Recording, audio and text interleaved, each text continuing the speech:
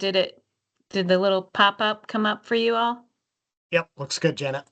Okay, so it is 9:01 on Friday, December 12th, 2025. This is a meeting of the Land Use Review Board. Bear with 10 Baldwin while they try to get the systems working there. That's why you see the strange iPhone window there. So I'm Janet Hurley, the chair. Sarah? Sarah Hod, good morning.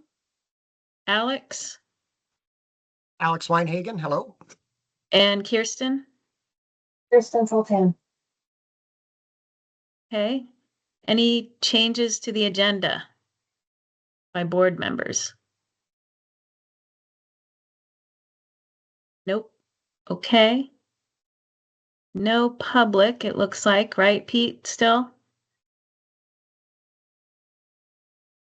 Nobody at 10 Baldwin, nobody online here. So nobody at 10 we Baldwin. have operations, budget, and legislative updates here.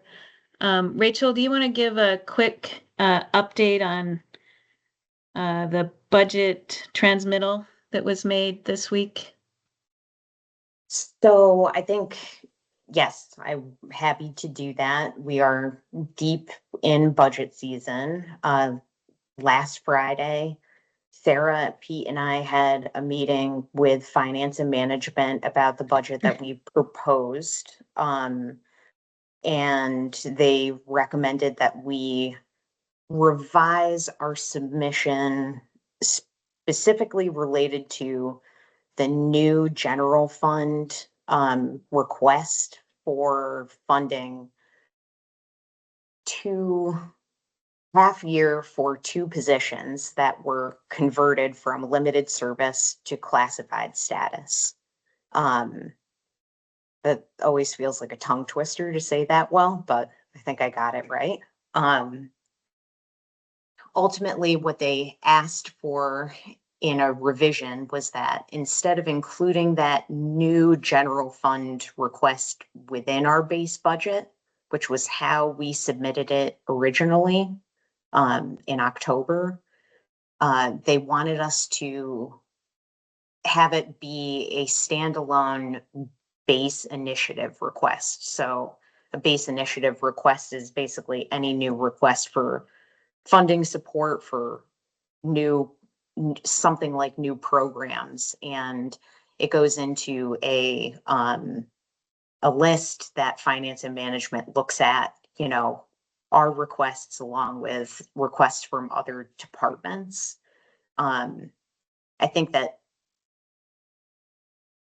the revision, how do I say this delicately? It's a little bit of a unique situation to have the positions created as classified positions without full funding support behind them. Usually those two things happen in tandem. There's a unique scenario with ARPA funding where that we are not the only organization to be making the same revision, and it's a little case specific, and finance and management made the decision to have these requests be dealt with in that way. So it's sort of using existing forms and to the best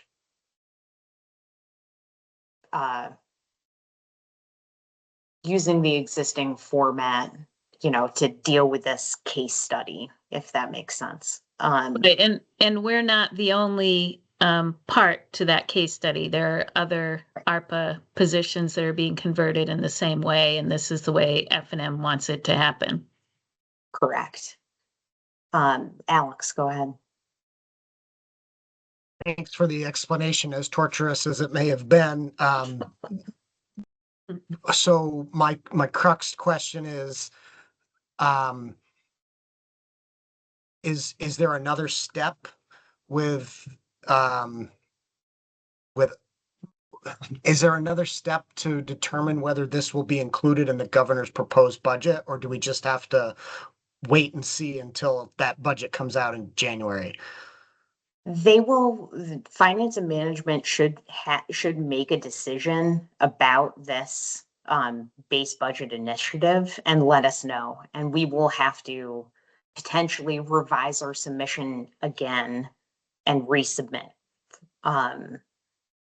You know, it's not a guarantee that we will get general fund support, for this additional, for these two half year for these two positions.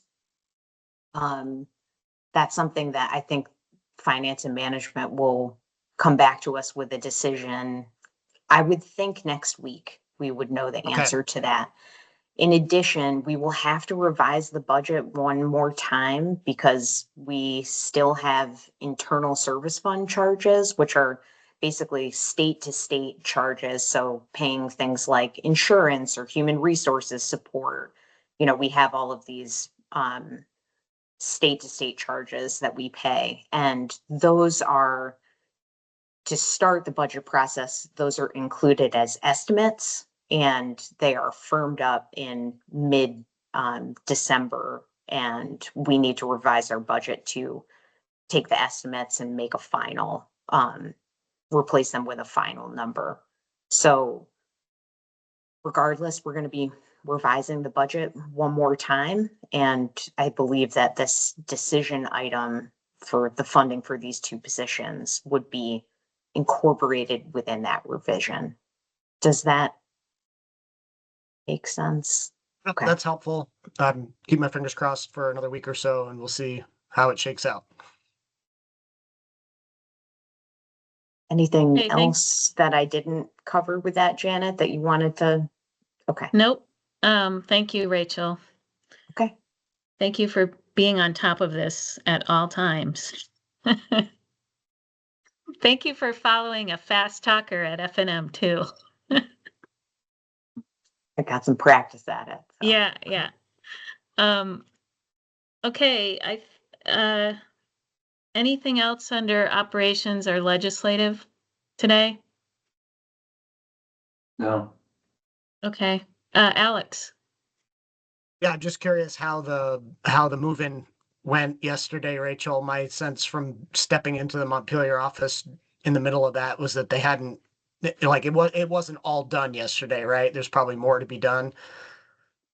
Yeah, there's most everything got delivered yesterday with the exception of 3 desks.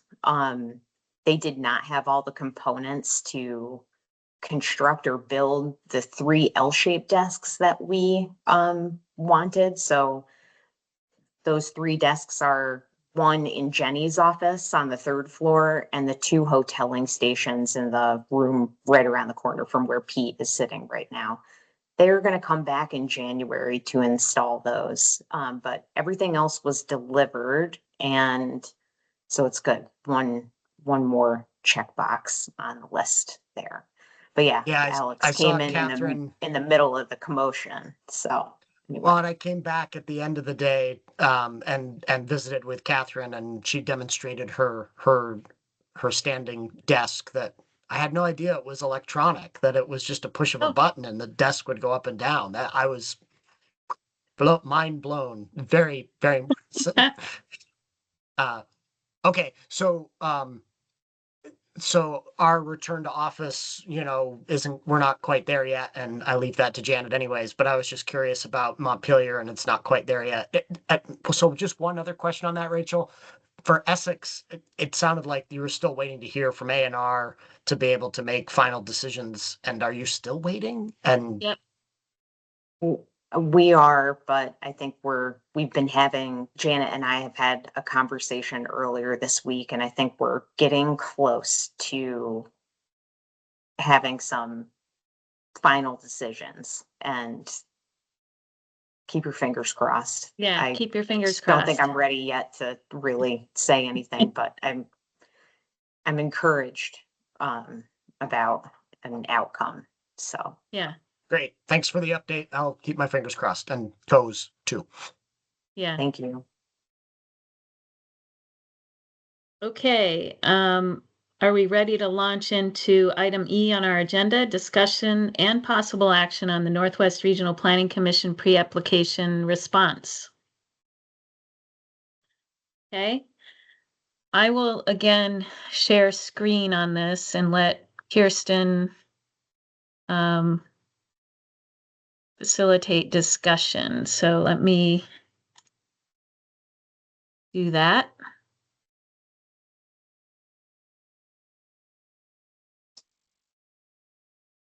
Okay, are you seeing the response letter? That's, I am seeing it, and I'm curious if there's a digital version somewhere that I could snag and look at so that I can scroll around it outside of your scrolling.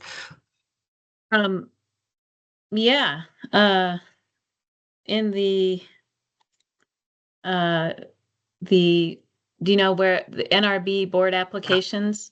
Yep, I know where Regional those plan? are. So that's where it is. Okay, thanks. Yeah, yeah. The 8:07 a.m., the one that just starts with the response letter. Thanks, Kirsten. So Janet and I met this morning and in follow-up to the board's conversation about this earlier this week and went through the unresolved editing that had occurred and together accepted a bunch of the edits. I will note there is some further formatting cleanup that needs to occur, but there are a small number of lingering questions that she and I weren't 100% solid on the board's position. And so if everyone would bear with us, we'd like to revisit. There was a couple things that hopefully the board will recall we were planning to revisit today. And Janet had undertaken some follow-up, but then there's some other lingering kind of, we're not 100% clear. So we just wanted to quickly touch on. So Janet has those highlighted. I I'm think gonna scroll until I see Excellent. one of those areas. Hopefully that is okay. Just as a general reminder, as everyone will probably recall, the deadline for submitting this is today. And I did not ask the RPC for any extension. We're hoping to get some kind of final sign off so that any final cleanup can occur this afternoon and send it to them, but we'll see how it goes today. We had on deck a possible approval of this response. Okay, so on page 10 under goal number 9 for working lands, basically, I had flagged this as for discussion today. I wasn't sure whether this was required or advisory in terms of where we left it on the other day. So this was the conversation about adding language to describe sound forestry practices. And I think, maybe I can't remember because I'm being obstinate. I feel like this should be advisory. But I will, what do others feel?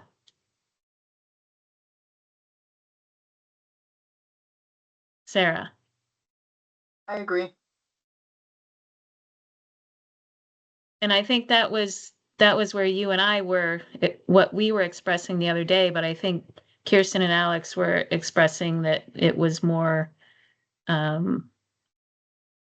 appropriate to be required. So if we're saying it's required, then we're saying it doesn't meet it. And that's my question is, do we think that the plan does not meet? Because I think that's a little bit of a harsh view. I think it does. I think you can point to some things in it that does meet.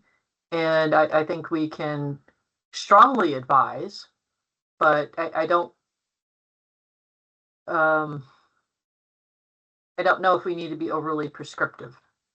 Because I think that that they had through, it was a reference dependencies, they had a separate plan that addressed this. And so I think it's a pretty easy fix that doesn't need to be strong-armed, if you would. Yeah, yeah. I mean, that's where I am. So I need to hear from Alex and Kirsten today on this, and we need to come to a majority position. So required or advised? Let Alex go first. You beat me to that. I was going to say the same thing. Yeah, my thinking hasn't really changed, but I'm willing to bend to just get us across the finish line. The statutory requirement, the statutory goal says that the plan is supposed to encourage and strengthen agricultural and forest industries, and then it cites 5 sub areas, one of which is you're going to encourage and strengthen agricultural and forest industries with sound forest and agricultural management practices should be encouraged. So I continue to think that sound forest and agricultural management practices are not really addressed in the plan, but it does say that they should be encouraged, not that they shall be encouraged. So I'm happy to make it advisory and leave it at that. My thinking matches Alex's. So I think for purposes of getting this resolved, because we don't have a 5th board member today, I will go along with making that advisory. Okay, so I'm gonna change this a little bit. Oh, wait. Thought I was tracking changes. Do you think I should be tracking changes? Oh my God, we're at the end. Stop tracking, just make it. Okay. Um, so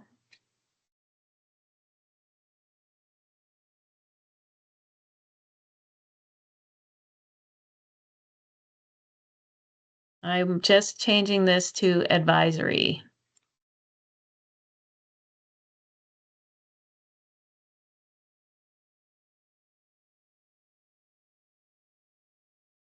So you have an advisory recommendation down below. Why don't you just do a cut and paste? Oh, yeah. Thank you for noticing that. I've been doing that so many times over the past 2 days, so. Okay.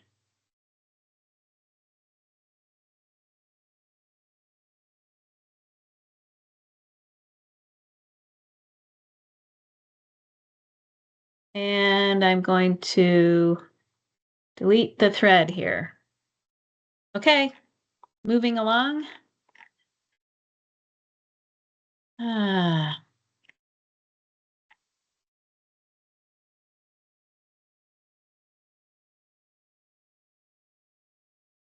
Like there's a space there.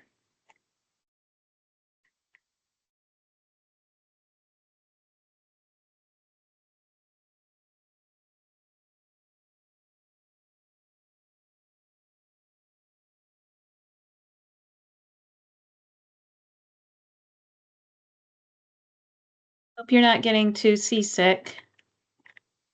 I am on purpose not watching that screen. Okay, we are pretty close, I think, to being done with this. So we might, let's see.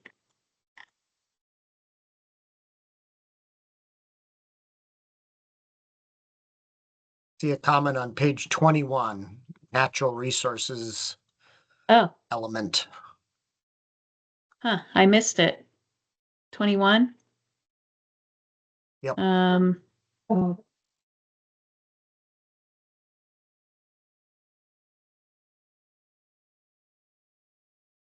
What does it say, Alex? It says, I think maybe we resolved this last time, so I'm not sure why it's still there, but it says, consider adding another map to the natural resources section that shows significant natural communities. Do not add to map 11, which is already quite busy. And then there's added language saying, alternatively, discuss significant natural communities that are present in the region within the narrative of the plan. Which, So- what's the title of the document you're looking at? Oh, maybe I'm looking at the wrong one. I'm looking at Yeah. response letter pre-app RPC 08-0001 doc X. It's the latest draft Weird. on the Y drive. They, like I was saying, we went through and accepted some edits. And I'm guessing. Yeah, they I- Okay, did. I mean, there were that's the one- there were two that's the one I documents. have open, but I don't see the comment. I Yeah, see it too.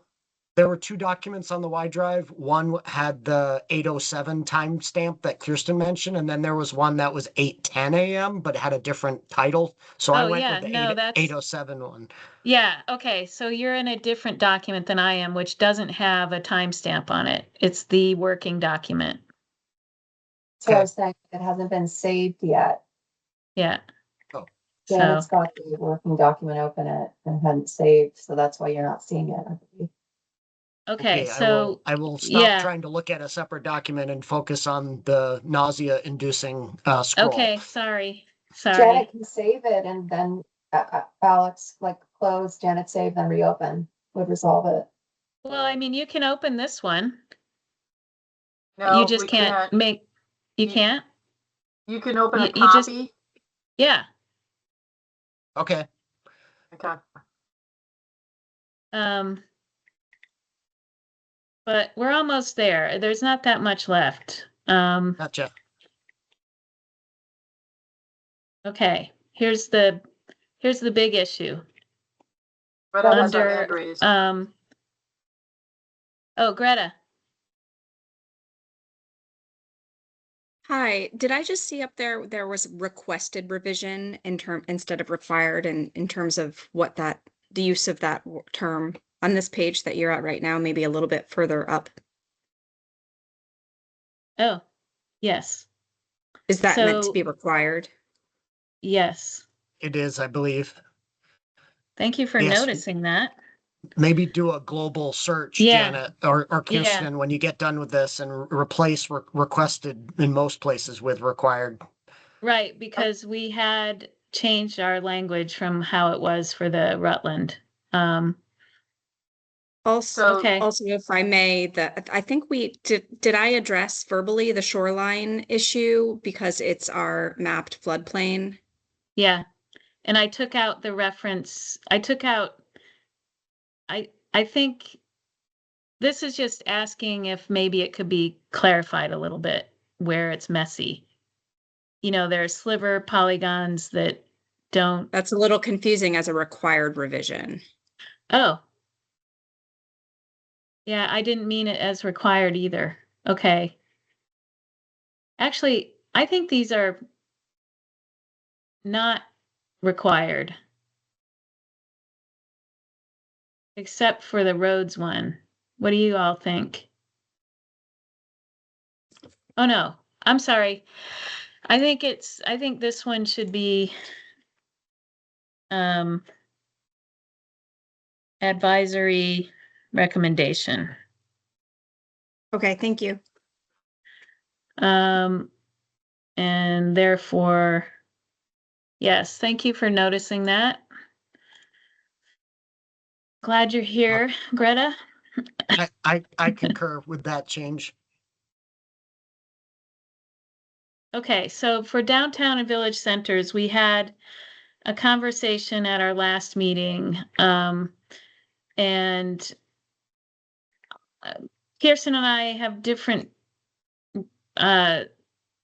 recollections of where we left this. I thought that I was tasked with coming up with a paragraph that we could discuss that would reflect the board's position on this, whereas I think Kirsten felt that we were just going to be asking for more information on centers.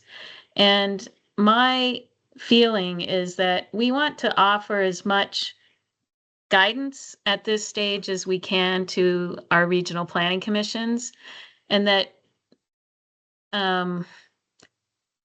so I felt like this was important to discuss and add. And do you want me to read it aloud, this paragraph? Nope, I can read on screen. I mean, just If I for Something. People that may be listening to the recording later, I think I will read it aloud. This is just proposed language for the board to consider and discuss today. It reflects some conversation that we had at our last board meeting. And this is relative to downtown centers and village centers. The intent of these areas, along with the planned growth in village areas, is to allow for every municipality in the state to better address housing needs by incentivizing development and decreasing regulatory burdens in these areas. Given discrepancies throughout statute between the descriptions of downtown and village centers as areas eligible for state designation and Tier 1B status, regarding whether they must include historic elements, civic and business assets, and mixed uses, the board will not strictly require that all proposed centers include all of these various elements. This recognizes the wide variability among Vermont cities, towns, and villages in size, scope, and history. Kirsten. So just by way of further introduction, my interpretation of the board's last discussion of this was that we asked Janet to incorporate some language recognizing that there was ambiguity and that we weren't at that point in time planning to state an interpretation or a policy position here. And that we further recognize that because this was substantive, we would hope to have a discussion, including all board members. And so I'm just giving that by way of introduction. This language as proposed does state a substantive policy interpretation of some comprehensive language that's found in Title 10 and 24. And I do still think it's very important to have that broader conversation with the full board.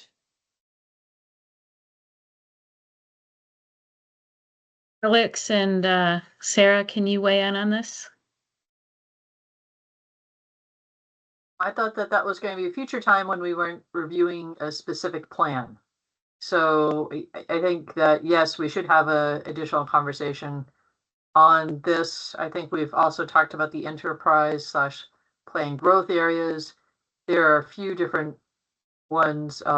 We had talked a little bit about floodplain, flood hazard area, river corridor. But I like this language for the right now, because I don't think that this is due today. I don't think we have time to do it justice and have an in-depth conversation on the, I don't want to call them misalignment, but the various different variations within statute. You know, maybe I'll change discrepancies to variations. So, yeah, it's hard to not just be in lockstep. I think I agree with this language, but I think I agree with Kirsten that I don't really want it in this response to the Northwest Regional Plan pre-application. I would prefer to talk about this language as it relates to all of our regional plan review separately. And I don't think it's critical in here at this point in the Northwest pre-application response letter, because the rest of what we're saying hangs together without having this sort of introduction to ambiguity and then a policy statement. It really does feel like a policy statement embedded in a response to a specific application. I don't think we need to do that. So Even that though I was- think I agree with it. I think I agree with Yeah, it. Like, no. That is persuasive to me. I'm going to delete this, but I'm going to keep the language. Everybody good? Yep. So I'm going to hold on while I save that language. just a minute. Let's see.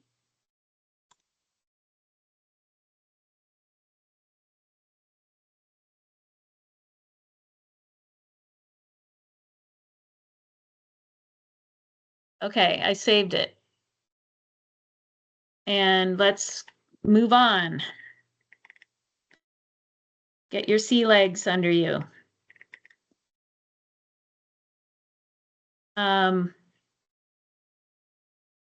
So I just want to stop here because I just want to be sure that this, Kirsten and I think that this reflects our conversation about Fairfax.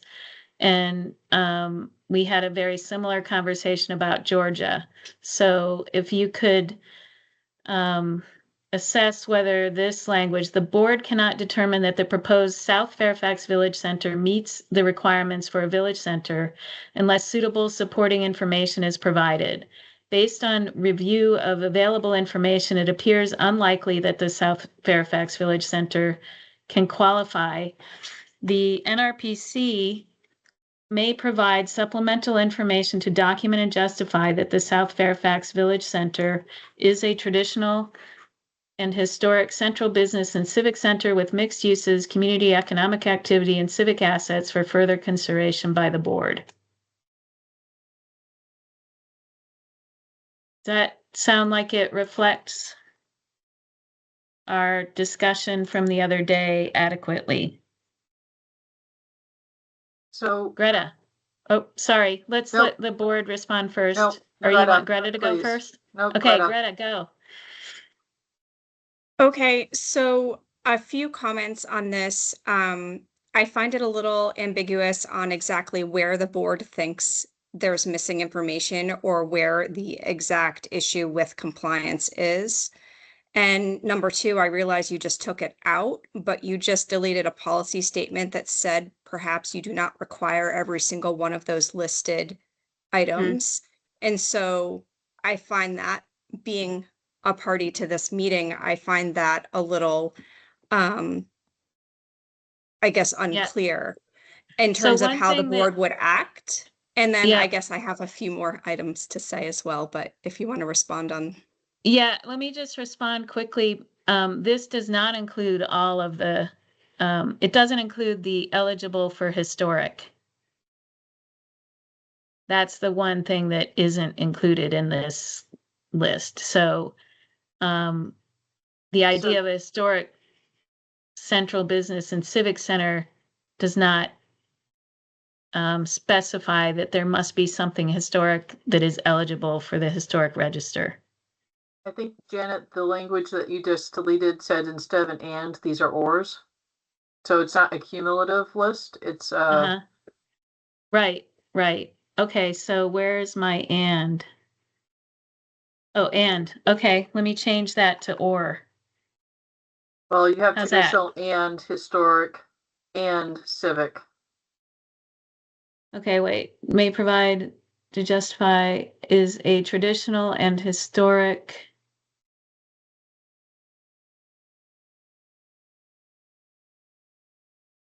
Well, okay, so how many of these should be ands and how many should be ors? Should they all be ors? I think we need to look at the statutory Yeah, description of a village center, right? So Which I'm 43, doing.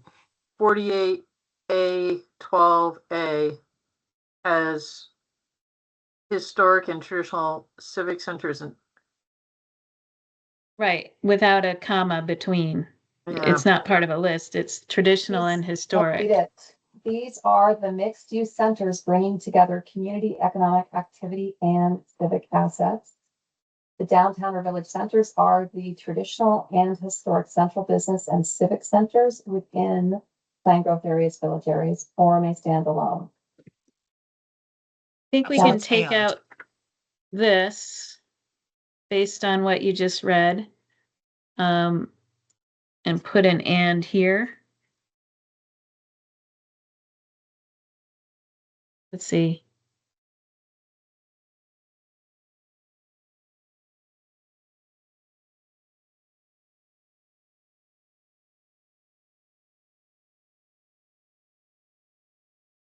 What do you think? If you look at 4348A, 12A, as Kirsten, I think, was just reading from, right, Kirsten? He was. Yeah. The first sentence says, these areas are mixed-use centers bringing community economic activity and civic assets. So that's what the last part of this is, civic centers with mixed uses and community economic activity. Oh wait, civic isn't in there. Oh, but it says civic center. Okay. And then further down the paragraph, it says that these are the traditional and historic central business and civic centers.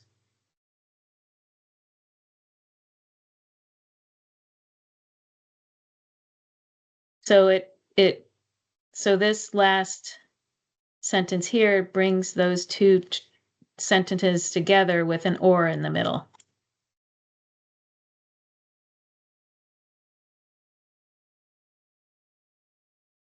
Well, I hate this wordsmithing, but the statute, as Kirsten read it, says that village centers are the traditional and historic central business and civic centers. It's a threesome. They're all connected Okay. with and, so perhaps change the or to an and there. Okay.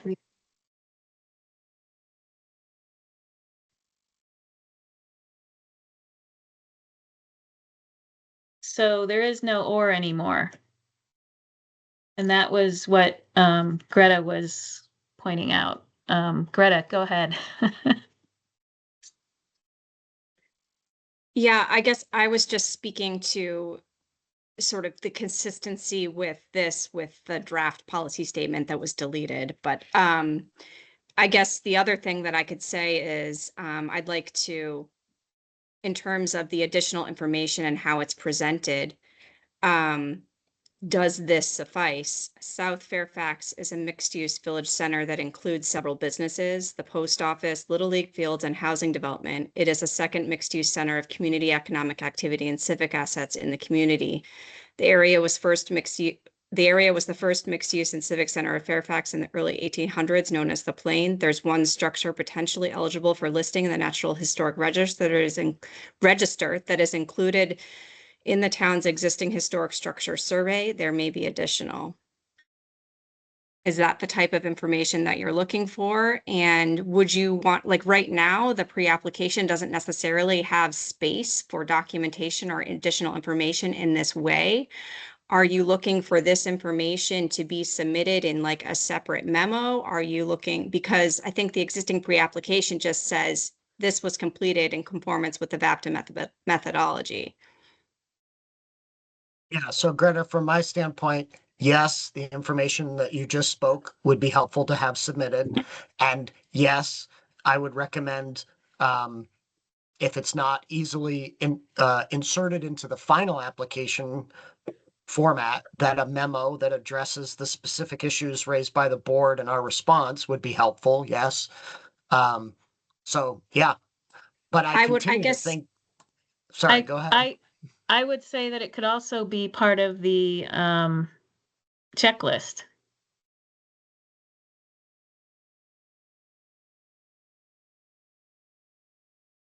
Because you deal with each area within the checklist as it, there could be a place in the that's where we just say is mapped according to the methodology. I mean, I suppose we could add sections under there, but I think that was the intent.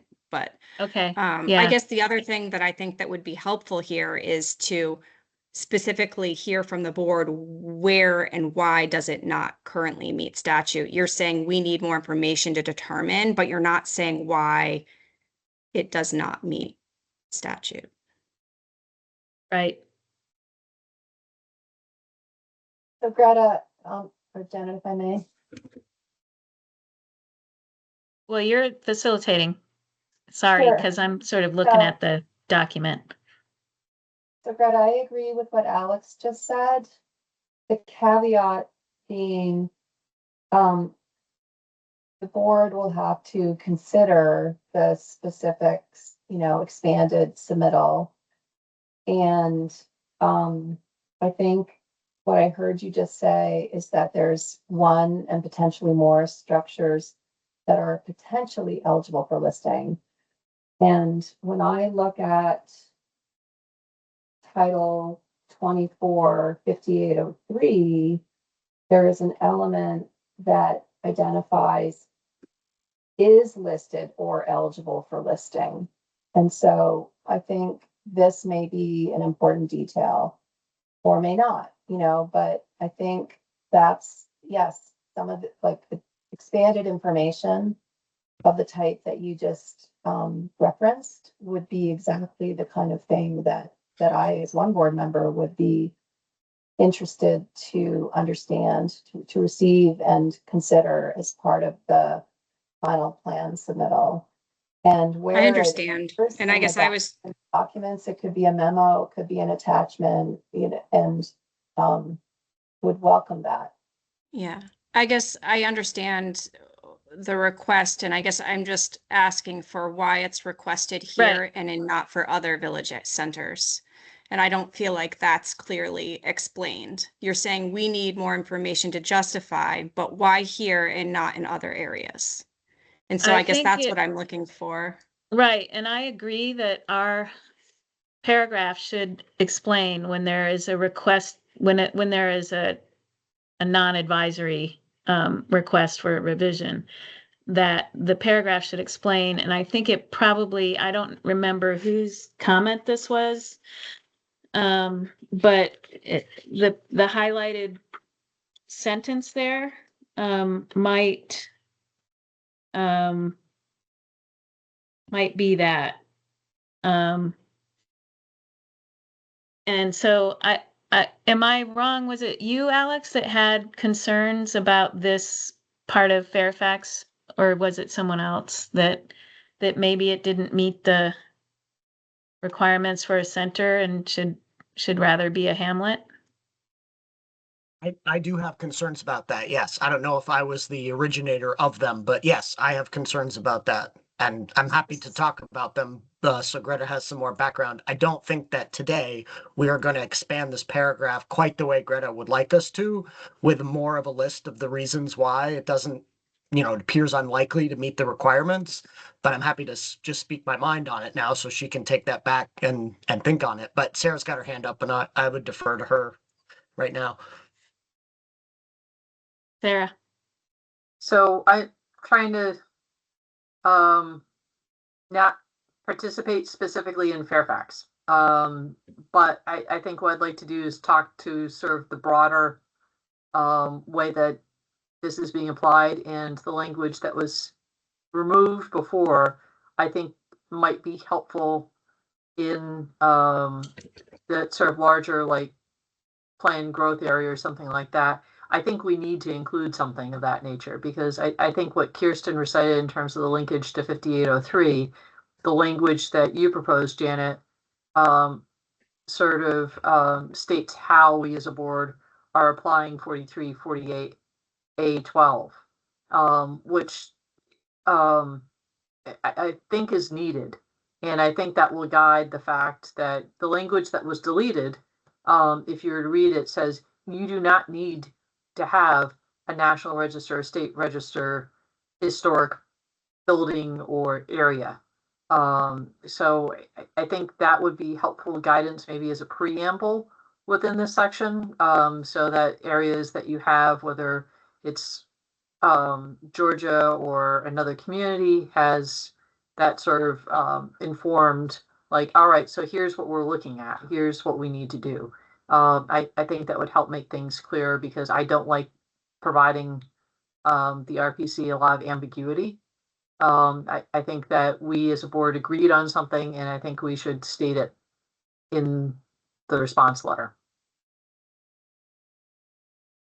Well, I'm not sure that the issue here is state registered historic eligibility.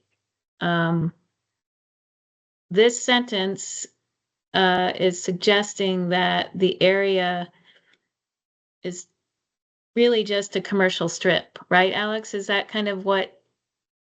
That's one of my concerns. Yes. Yeah, yeah. So the question is whether we all agree with Alex on this. Greta, Oh. go ahead. The zoning for the area is village district. It was recently amended. And they're currently updating the town plan, so they're like, right, they have a municipal planning grant currently to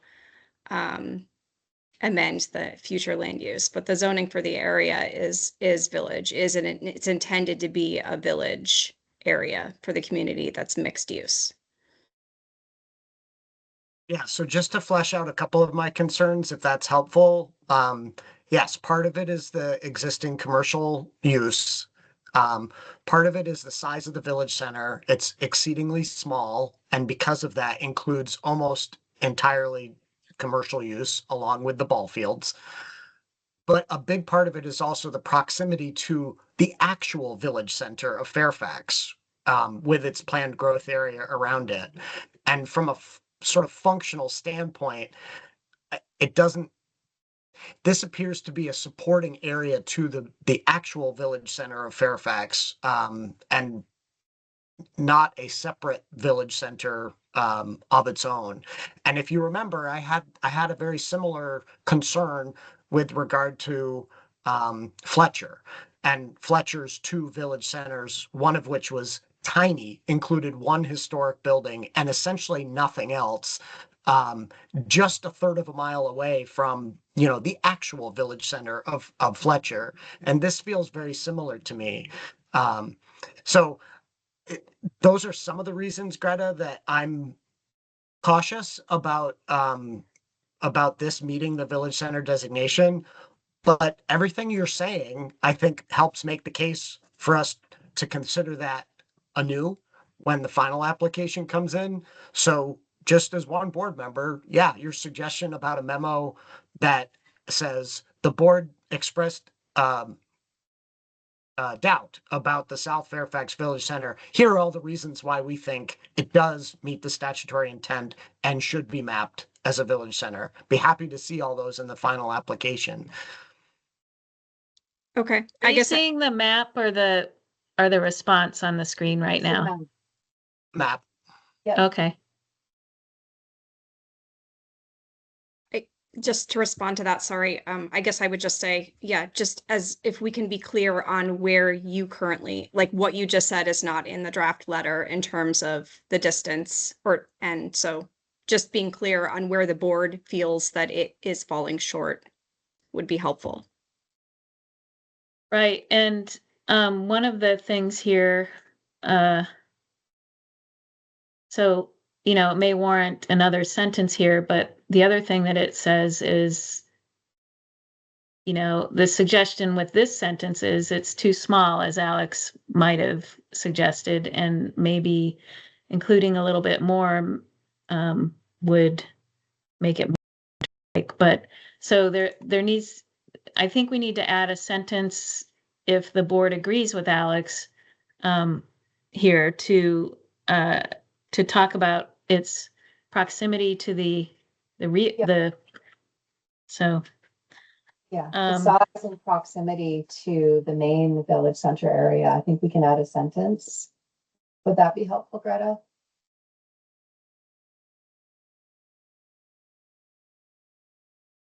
I think Greta's been clear about wanting the Yeah. document to reflect what our issues are. So we don't need to get her approval on whatever we want to put in there. We just need to decide which of those items we want to add in order to address the concern. And I'm happy to, for the board to add whatever items came out of my mouth, but I think also we're at the end of this, and the conversation I hope is just as valuable as the document with regard to nuance. I agree, and I agree with what Alex has stated in terms of this particular area.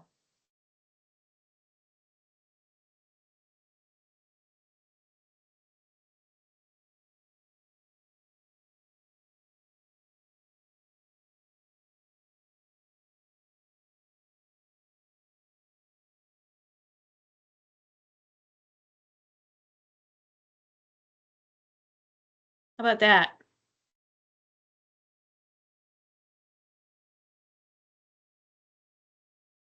Yes. Sarah, are you okay with this? Or do you want to defer on Fairfax? Like to continue deferring. Okay, I think I I'm- can talk I'm- about things in generalities in terms of like Georgia and how this is being applied in other areas, but I'd like yeah, to okay. defer. I just feel like I agree that I feel like if we are requiring further information, we need to be clear about what the deficiencies are. I don't know how clear this is, but maybe we can be afforded some grace to move on at this point. What do you I think? will, I will just note that with other communities that we've looked at that have similar situations with a river corridor bisecting a village center and its surrounding areas, that the village center typically picks up on the other side of the river corridor and moves outward to wherever the natural sort of, for lack of a better word, combination or conflagration of uses is. Um, so this one seems different to me, and that's less of a deficiency and more of an observation. That it has the same proximity, very close proximity, but somehow there's a separation there on the south side of the river that that seems awkward, taken together with the very small size of the village center proposed on the south side. Okay, I'm gonna accept this. Or actually, I'm not gonna accept it right now. I'm gonna move to Georgia. I think this is very similar case.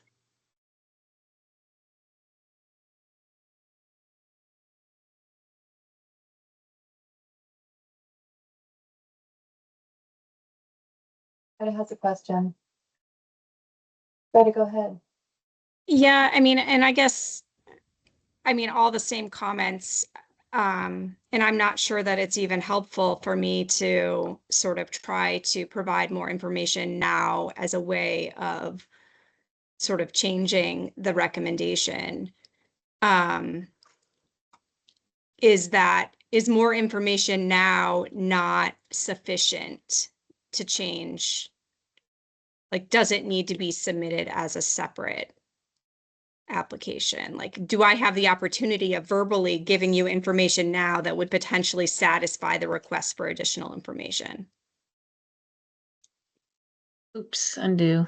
I think That's a not. good question, Greta. And while I found your comments and your participation to be incredibly helpful, including what you're saying right now, at this point in the game, I feel like we are close enough to the end that these conversations aren't going to change what I want to see in the pre-application letter. So yeah, I don't think you need to make the case in such, or feel like you need to make the case to change my mind right now. But I appreciate the conversation, and it doesn't need to stop after after this pre-application response letter is in your hands more formally, in the lead up to the final application. There can Right. be additional clarification or whatever, but Oh, And can you, I'll just that would add be that interesting to have more conversation about and understanding the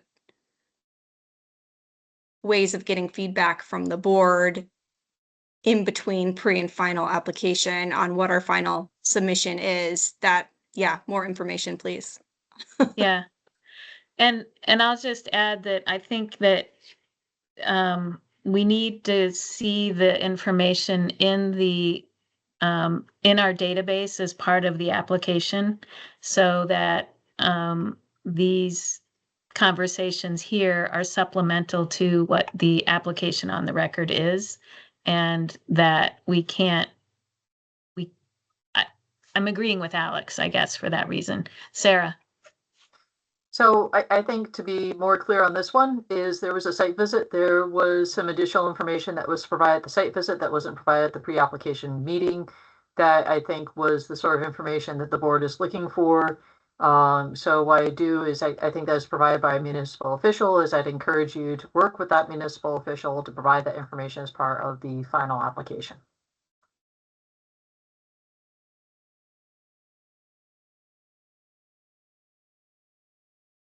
Yeah, Okay. and because of that, I'm not I'm not sure that I want this paragraph to read exactly the same. Well, I certainly don't want it to say South Fairfax, so we need to change that typo Oh, in the sorry, Georgia paragraph. that's because I just copied over from our Oh, I see. changed. Gotcha. So sorry. Yeah. While you're fixing that, I'll just explain this. The sentence that I'm not sure I'm comfortable with, which was repeated, is the one that says, based on the review of available information, it appears unlikely that the Georgia South Village Center can qualify. Um, I I am less I am less sure that the Georgia South Village Center cannot qualify than I was or am about the Fairfax South. So, and part of that stems from the conversations that we had at the site visit that were not entered into the record but cannot be erased from my brain. So So let's take I out would, that sentence. yeah, I would propose Based on taking review out that available middle information. declarative sentence about it being unlikely.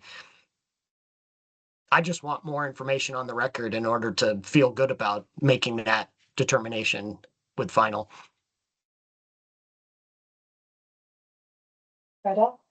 You're at the end, but I mean, if the sentence that says cannot qualify because and specifically listed why, that would be helpful. Yeah, and my impression is that the argument here is that it's small, does not have historic qualities or incorporate civic sites is the reason, right? And it's mostly scattered commercial development. This is what, oh, and it's also very shallow, which may perpetuate strip development. I think the reasons are there.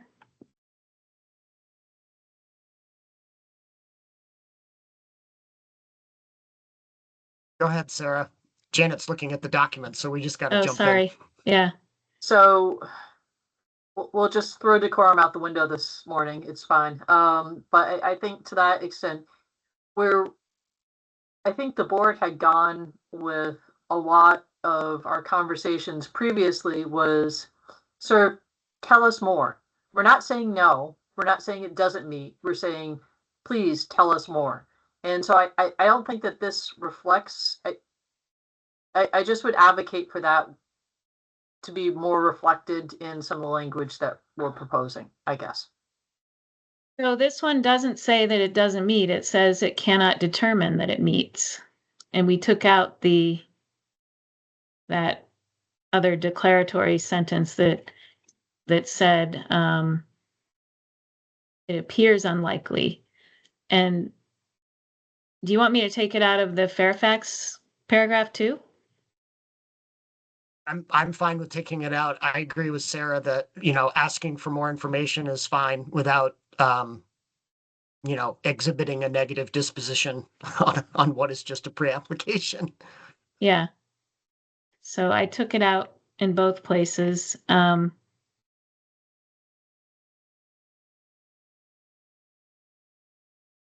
Yeah, so we don't say that it doesn't meet. We're saying we're not sure yet. So, and I think it's for these reasons, Greta, that are articulated in the paragraph above. Greta, go ahead. Okay, I guess I think those reasons provide some ambiguity on exactly the types of changes that you would need to see, specific to, is a civic site required in every single village center? It speaks to mapped historic district.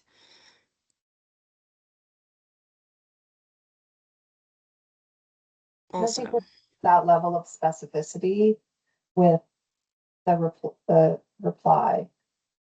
And I don't think that it's the board's role to define exactly what's required. It's the RPC's submittal, and we review it and respond to it. So I guess, there's kind of, as one board member, I think, we sort of like leave it open to the RPC to come back with more. And I Well, agree I with, think, sorry, that go ahead, that Kirsten. language um itself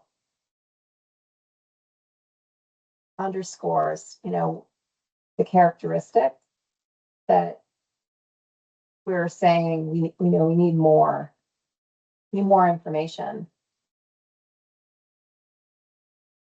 okay, yeah, and I mean, I feel like I'm saying the same thing over again, so I apologize for that, but it's just sort of looking to clarify like why more information is required for these centers and not, and just having that be super clear.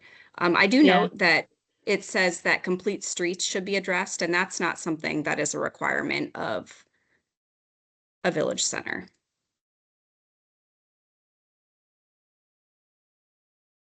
That's true.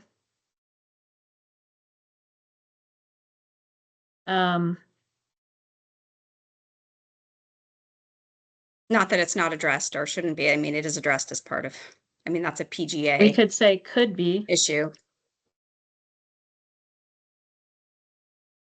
As long as it's equal to all other village centers. Yeah. I think that some of that might be best taken and changed in terms of wording and sort of where the board's gone as we've gone through this really, in terms of saying that we're not necessarily looking at specific mileage distances, that we're looking at that pedestrian connectivity and walkability. So maybe in terms of rephrasing that from complete streets to that sort of more walkability factor. Okay, I will do that.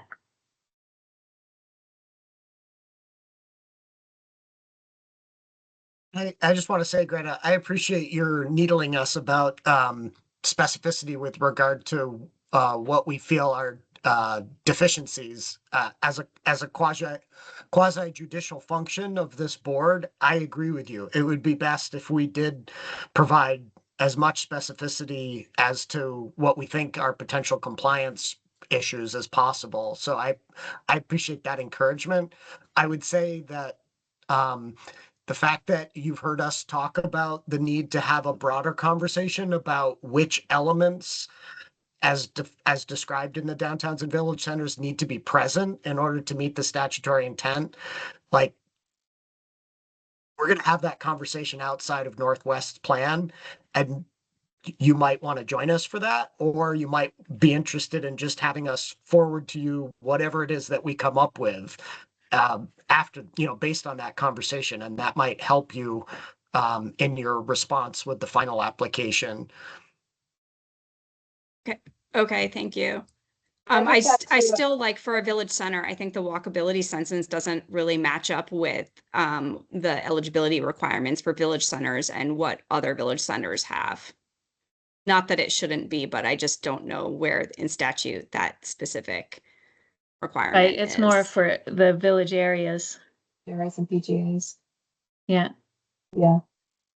So can I also just add, Greta, I don't mean to say that I don't think the board should be as specific as we can be. I completely agree. It's appropriate for the board to specify, what are the elements that are, lacking or not aligned with meeting the requirements of the standard. But the other side of the coin is we need to kind of stop short of defining exactly what to provide for supplemental information. So it's kind of like this is the item that's not, that we need, that's not met. And then it's up to you and your community to, the RPC and the community to decide, what they think addresses that. Or in other words, here is what the board is seeing about South Georgia Village Center. Georgia South Village Center, I guess it's called. And we're just not sure that we feel like we don't have enough information to determine that it's appropriate for Village Center because this is what we are seeing. Give us more information to change our perception. Is that fair to say, board members? Yeah, sounds good to me. And it's Okay. hard to capture 5 different brains, or 4 at the moment, in a paragraph, but I think what you've got written is good enough, and I'd like to proceed. Okay. Grand Isle Station, same thing. Shall I remove this sentence? I think it would be consistent to remove it if we've done so in the first 2 examples. Yep. And then I have to change this little sentence or this, let's see. Control C. And, oh, wait. I gotta change this to South.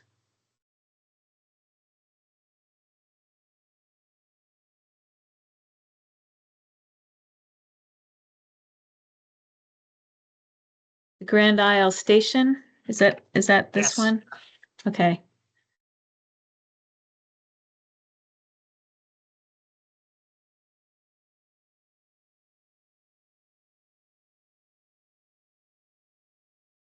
Okay. Okay.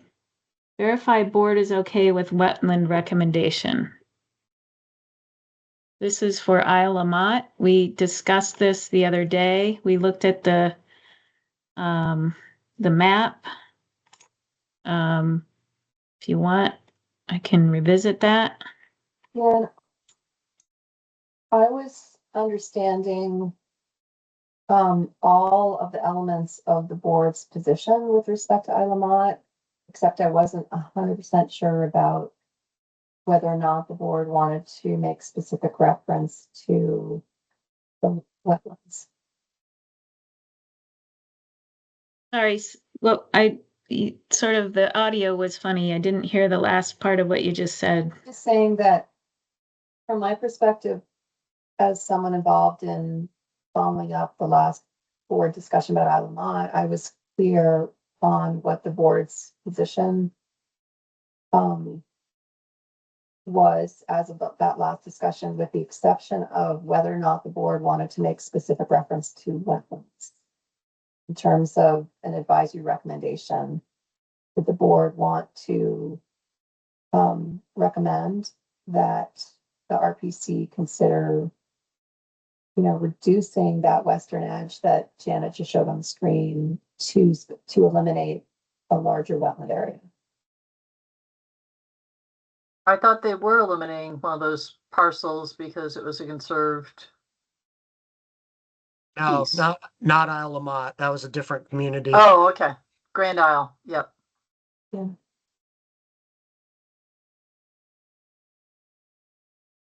So Well, one board member, regardless of what we said, I'm happy to not refer to the wetland issue in that sentence as of right now.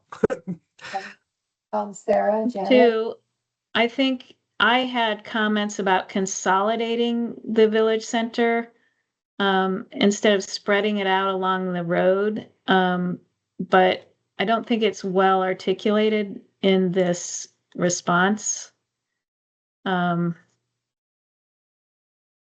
Because it's confusing. These things are in there This was with a shorter extension north. that the Methodist Church So I think what I was suggesting is excluding these parcels on the western end. Let me just get back to the map. Excluding these and including this instead. But, you know, just because it's sort of linear and doesn't offer much depth. Or can we take it one thing at a time? Because you're right, the first sentence does not compute because those elements you mentioned in the first sentence are in the village center. So perhaps we could Right. revise the first sentence first and then move on to the other suggestions. Yeah, I'm confused. We made edits to this during the meeting. Yeah, I Yeah, thought we did too, because we talked about the Methodist Church and I pointed out that it is in fact in the village center. right. And we talked about the town clerk's office, which is at the Yeah. western terminus of the village center. So we can't shrink the western terminus if we think that the town clerk's office and Veterans Okay. Park should be included. Hey, and Okay, Janet, so yeah, I thought we had changed too. So I think what happened was when I was making these final edits, I might have opened the wrong file. And remember, Kirsten, I told you that Yeah. this morning, and as we were going through, I couldn't find any discrepancies, but here's one. Well, and I Well, let's think just that fix it. the meeting need to go through the other saved track changes copy. I haven't had it open or edited it since you've been driving and since the last Well, yeah, meeting. let's So not worry about that. Let's fix it now, as Alex is saying, and I think it might just mean taking out the advisory recommendation. Well, Right. that's one way to do it. I think the idea to, as an advisory recommendation to widen the village center Okay. and to include parcels on both sides of the street or inclusion of entire parcels where feasible to add depth add to that. deter strip development, like that seems still relevant.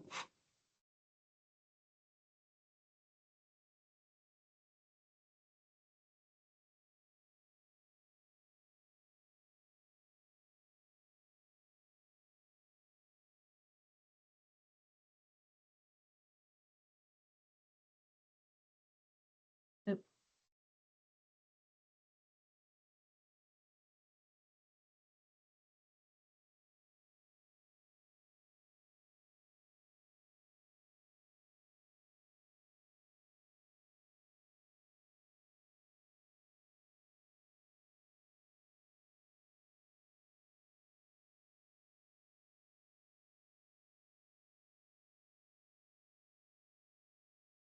Yeah, I'm fine with that.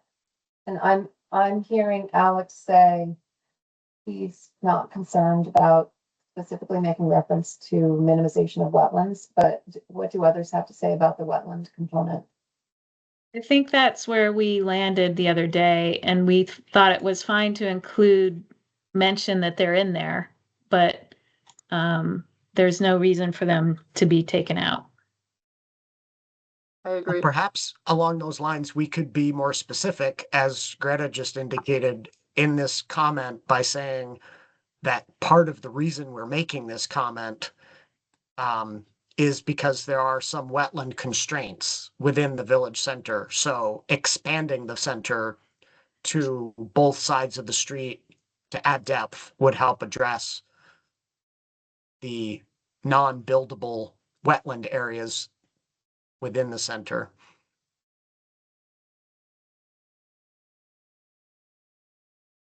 Yeah, that makes Good. sense. I will note that I'm just looking at the map again with the parcel lines on, and for the most part, entire parcels are included. I don't see very many parcels that are split. It's really the depth and the inclusion on both sides of the street that seems Yeah. more significant. Yeah, are there any partial parcels? I think on the south spur, there might be Yeah. a couple, Okay. Yeah, but there are. to my Okay. mind, it's really like, I don't understand why certain parcels haven't been included. The one Yeah, On the south side, for example, that sort of surrounds that one village center parcel seems like a likely candidate, even though it's largely agricultural right now. But maybe And that then has to these do are with their the- zoning. and these are the partial Yeah. inclusions here. Yeah, so Okay, I think the language as you have it now is sufficient for what our discussion. okay. Greta had her hand up a minute ago, but took it down. So Greta, if you have I'm all something to set. say- Thank you. Okay, yeah. Okay, moving on.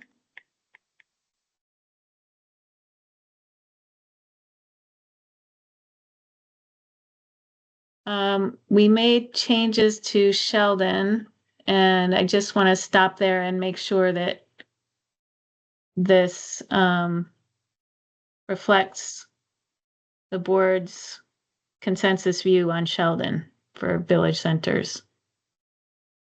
Sarah, this is what you and I went over.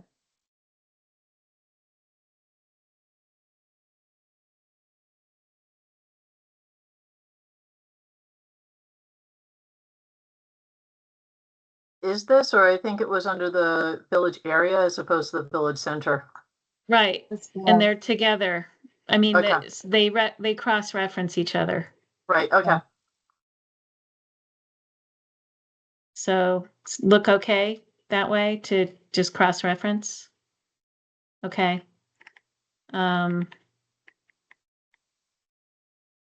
Okay, plan growth areas. So.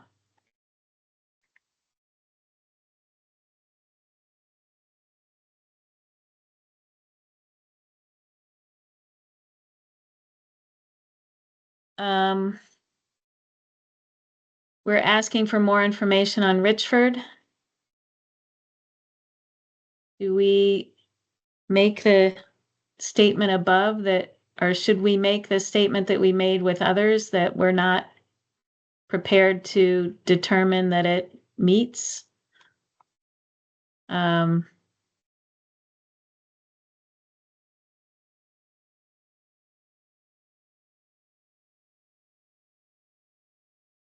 Yeah, I think there's a statement that was small, like, there's no statement about whether or not the requirements are met for Richard. It just jumps to required revision. Like, I think there needs to be a more explicit Yeah, requirements. I don't know what happened there.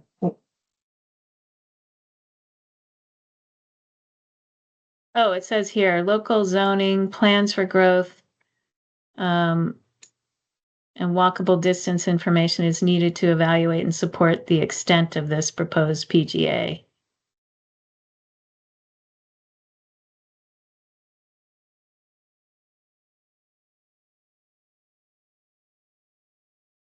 Yeah, that's enough for me.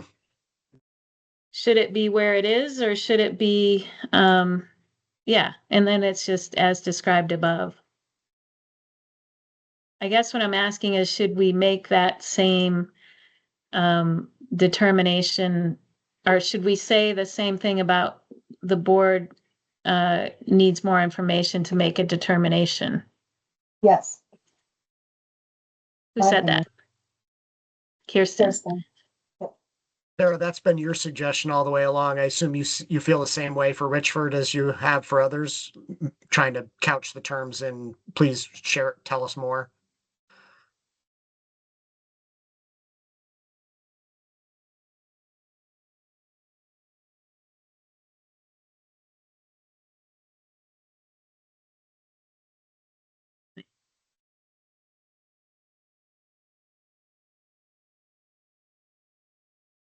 Could you, once we're done with Richford, scroll back up to Sheldon, because I was trying to follow along in the other Word doc, and I think there's some acreage stuff in there that wasn't in the doc that I have open.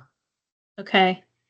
Actually, let's finish this first. Yeah, Is Yep. this wording okay? The board needs more information to make a determination as to whether the proposed areas qualify as PGA. Revise the PGA mapping or provide additional supporting information as described above. I would change the end of the first sentence to say, instead of whether the proposed areas, but be specific about whether the proposed areas in the northeast portion of the PGA qualify. Isn't that the area that we have concerns about, not the rest of it? That's my recollection. I don't have the map up. It is the northern. I just don't know if it's northeast. I think it's northeast, but And this is It Richford. is. And let's get over there. Let me turn off the wetlands.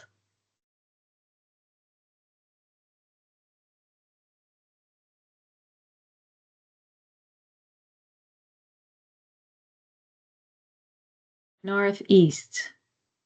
Over here? Yeah, where that commercial industrial zoning district is, the feed area Okay. and such, and Okay. the residential area on the other side of the road. That's Okay. the sort of portion of the PGA that we're questioning or need more Okay. information on. Okay.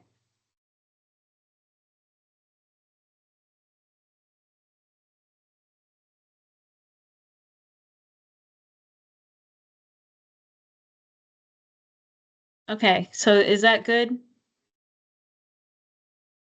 Works for me. Okay, let's go back up to Sheldon. Was it? Sheldon. I had one comment Sheldon. on Richford. Oh, okay, go ahead. Sorry, I just, for, I mean, the methodology for PGA for Richford was very consistent with all of the other PGAs in terms of complete streets and the, the methodology of doing that as outlined in the approved FAPTA process. So I just confirming, it's interesting that this got called out, but other PGAs didn't, I guess, because from our perspective, the documentation is consistent across the board. The enterprise is an interesting comment, but it's like a single parcel. It is. So it felt more appropriate to have it be more cohesive as part of a mixed use PGA as than one parcel called out as enterprise, but.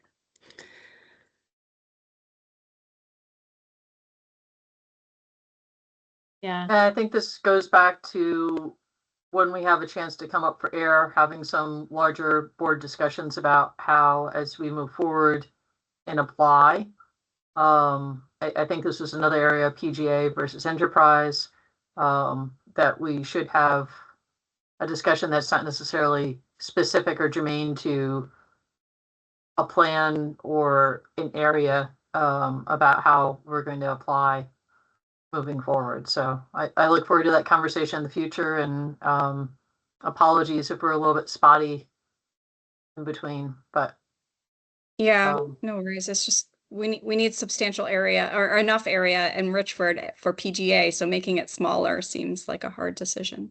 But I appreciate your comment.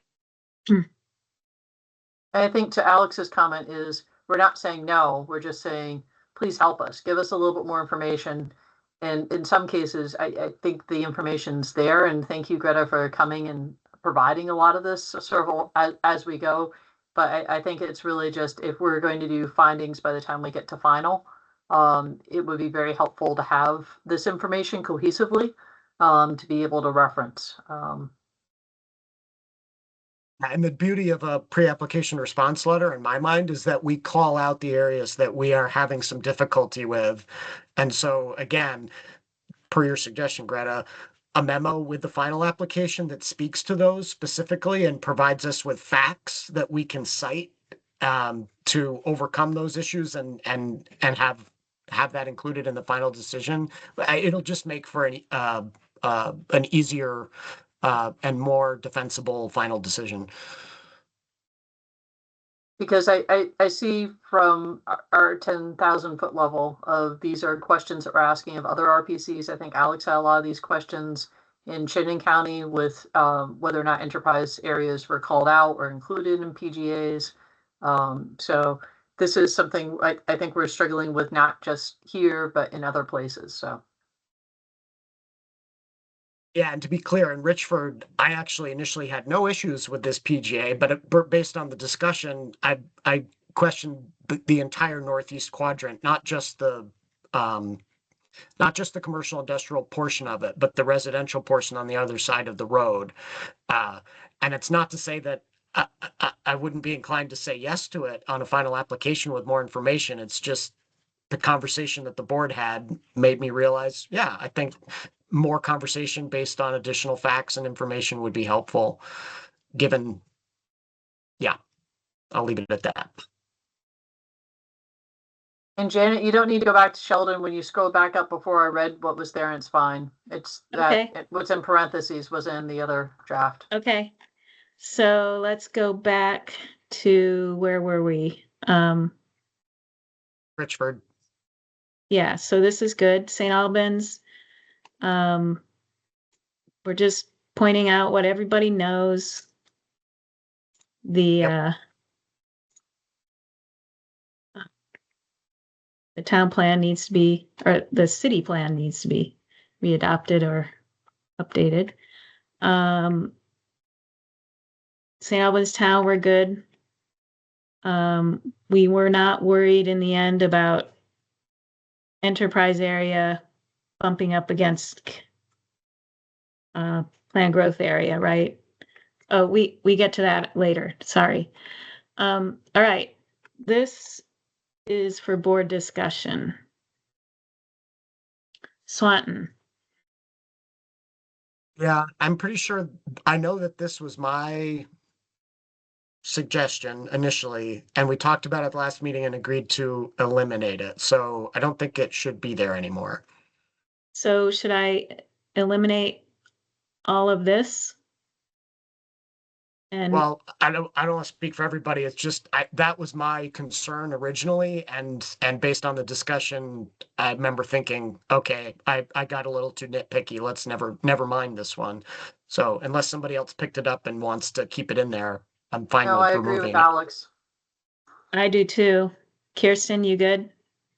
Yep, I'm good. All right, so I'm deleting that and adding this.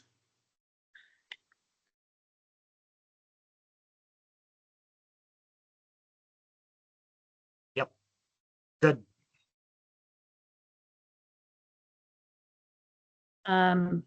Oh, so additional information or revisions are required for, let's see.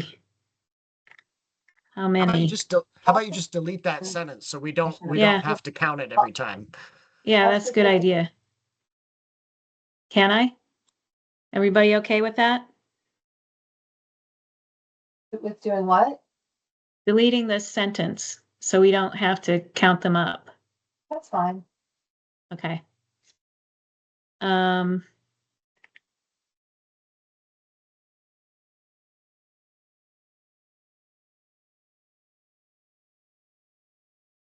Okay. Fairfax.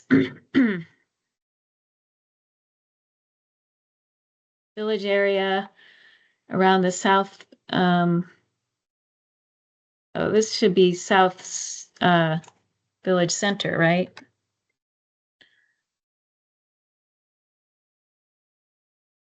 Yeah, I think we refer to it as the South Fairfax Village Center. Yeah.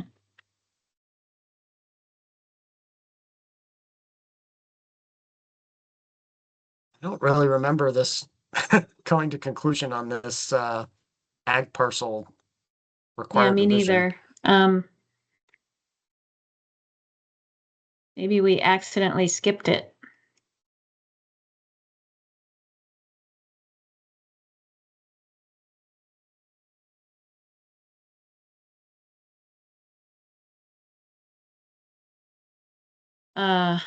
So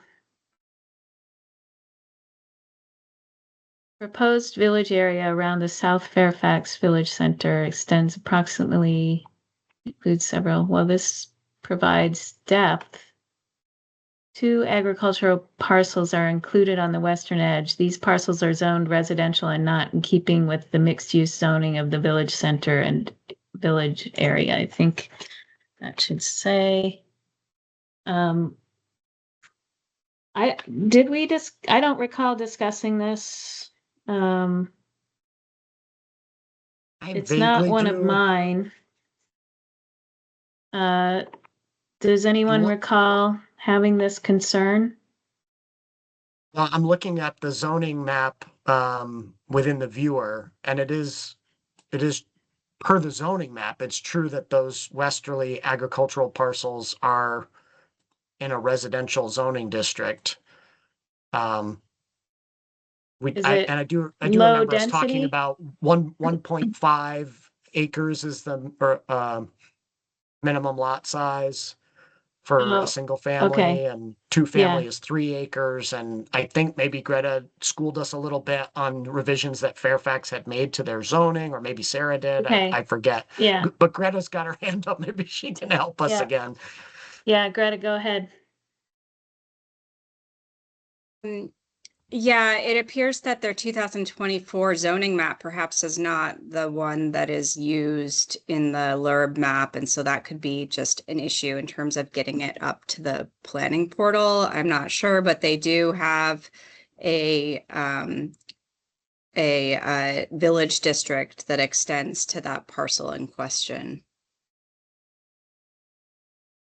Can you bring the map back up, Janet? Yeah. Should I? So the 2 agricultural parcels in question are, I can't point at the map, but yeah, those 2 on either side of the road. Is that what we're talking about, Greta? In terms of the village center Yeah. rezoning? Yeah, yep, those two Okay. exactly are part of the village district.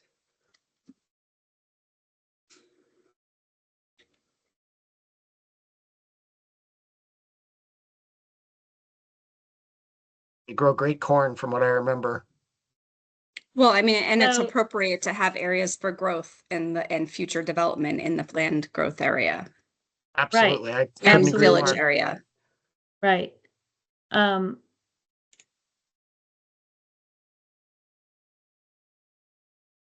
This is mixed use. Are you saying that village, that zoning is extended westerly? The updated zoning is actually no longer a mixed use district there. It's called the village district. It's the same district as is in the North Fairfax Village, and it extends to those 2 parcels. Yes. Okay. So, so let's rework this, to reflect, well,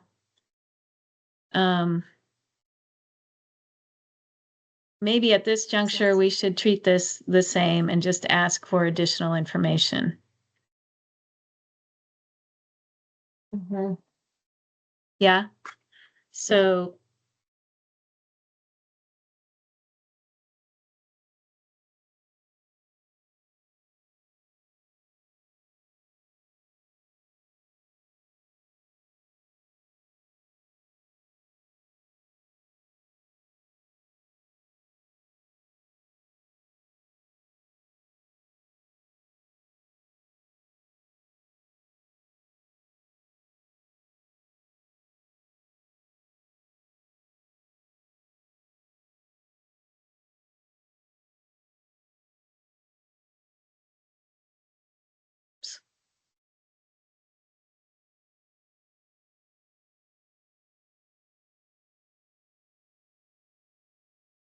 Or what's the wording that we've been using? I can't remember. Let's see. Get back.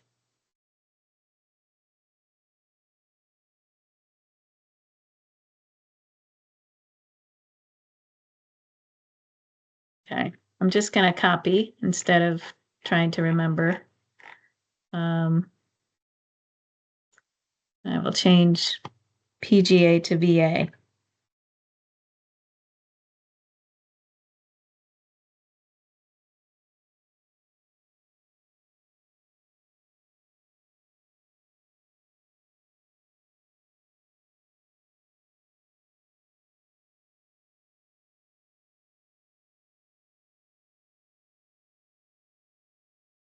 That okay?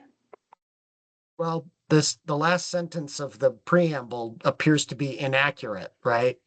Greta's Correct. giving us better information, so Okay. we shouldn't say something that's false. Right. I don't know how Uh, else to word it. Maybe just delete the sentence. Maybe the board,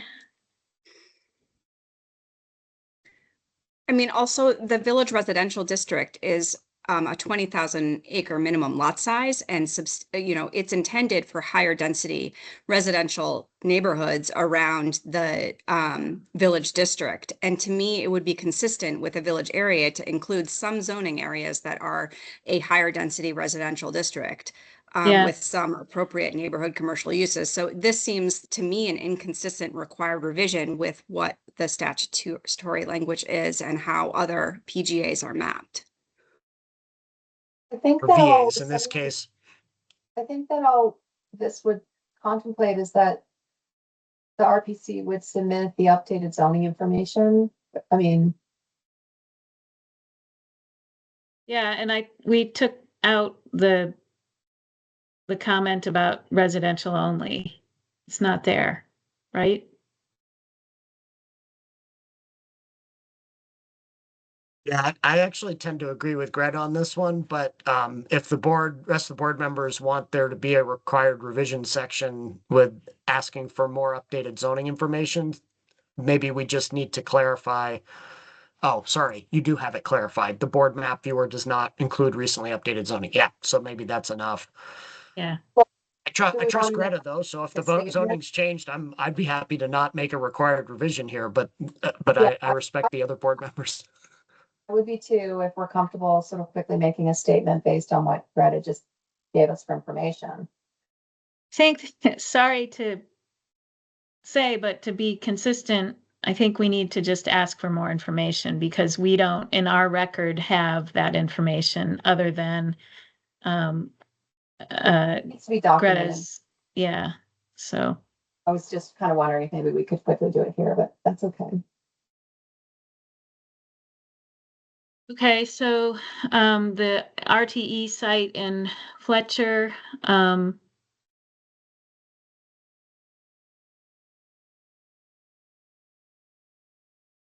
does this revision reflect our conversation from the other day?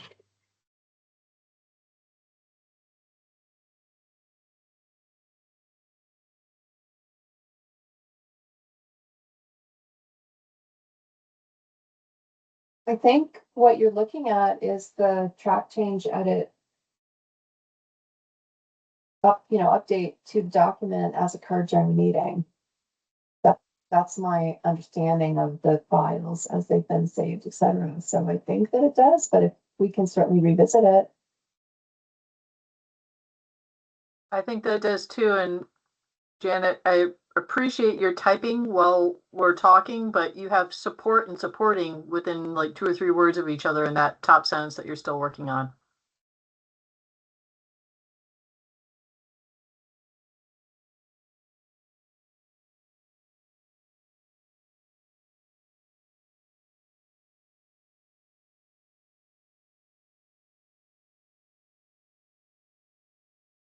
Yeah, We good? and I thought that I thought that with other RTE sites, maybe it was in a different town, we had talked about the need to provide more information about that because it's possible that that particular element on the natural heritage database may not be relevant to this Oh, right. designation.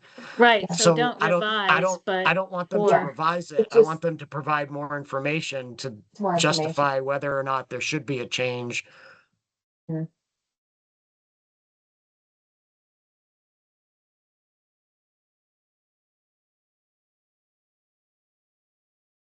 is that sufficient?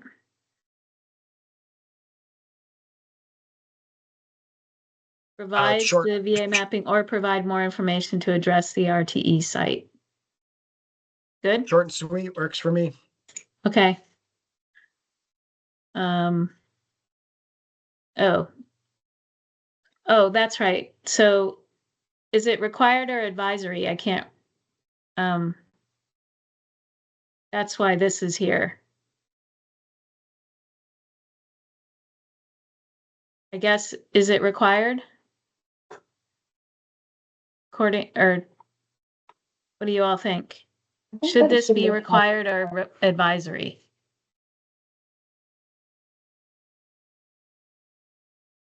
Thinking, I think we should ask for more information. I think it should be a requirement. Okay, But does anyone think otherwise?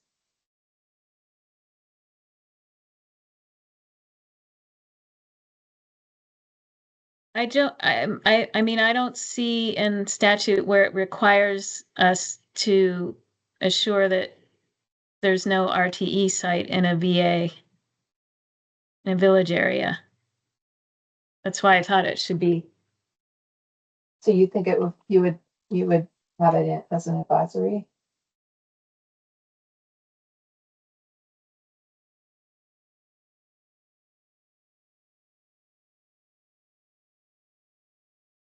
Yeah, it's not one of the things that's mentioned in the description of village areas at all. So I think it should be advisory. That's what I think. so I hate to complicate, but do we address RTEs and any other portion of this document? And maybe that would help us be consistent. Let's see.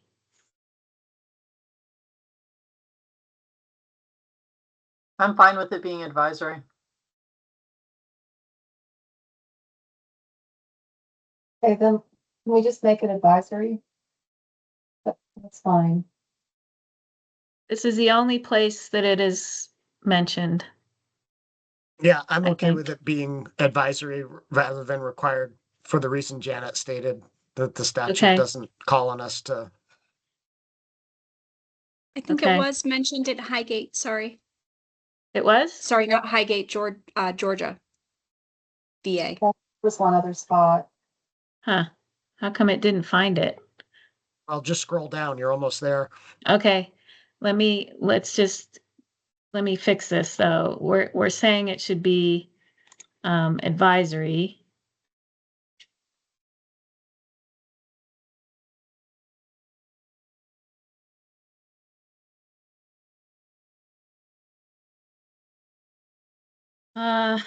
Yep, you just need a And sentence before that that says the area meets the requirements for a village area. right, yes.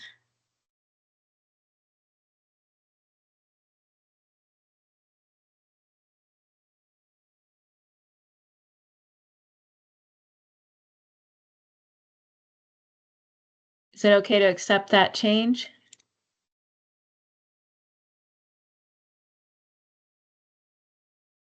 Yeah, it is for me.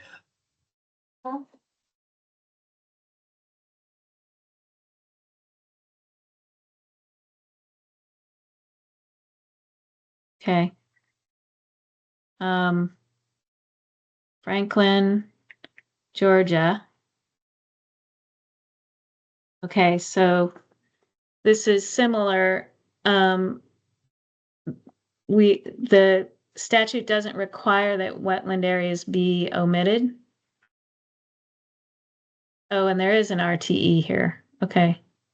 Yep. So I would like to propose to omit the wetland area.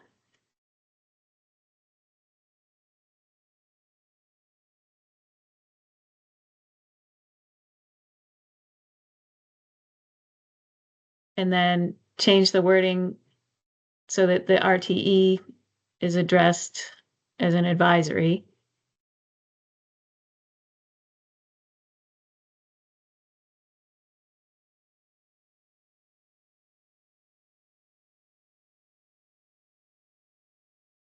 Okay.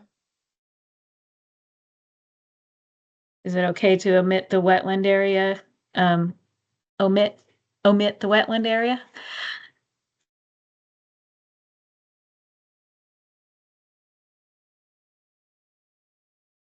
It is okay with me. Kirsten? Yeah, I mean, if we want to refer to things like wetlands or rare threatened endangered species as advisory, because that's all that's supported by statute, that's fine, but I thought that there was some general language that made reference to 6086, like the criteria of Act 250 should be considered. But I'm not, I can't orient myself at the moment, so I think if we make a note of it and put it as an advisory, that for purpose of Northwest, I'm fine with that for now.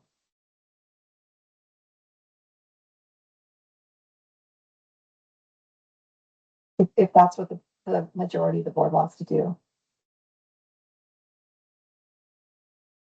Yeah, that's what I want to do.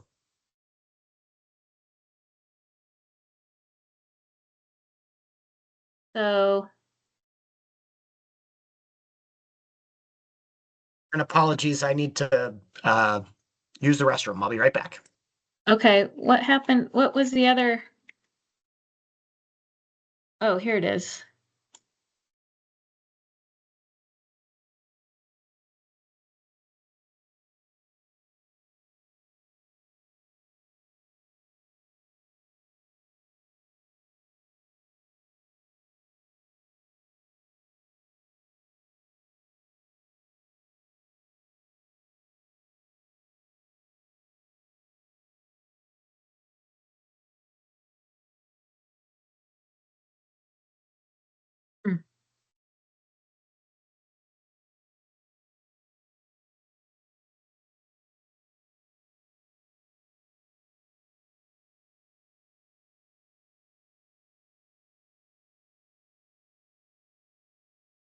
This should be reworded, the center portion of.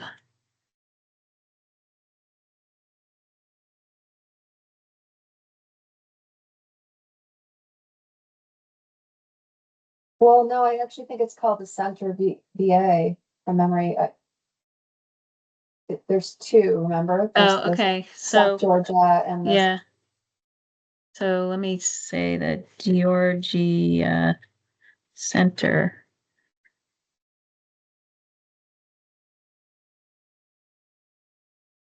Actually, I'd like to look at it because I'm confused by this wording suddenly.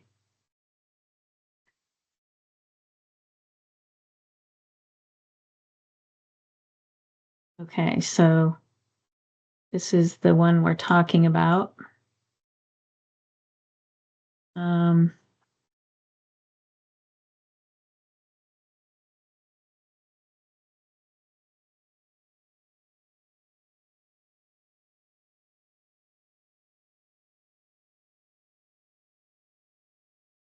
So which VA are we talking about that extends less than a quarter mile and provides for the possibility of infill in the eastern area?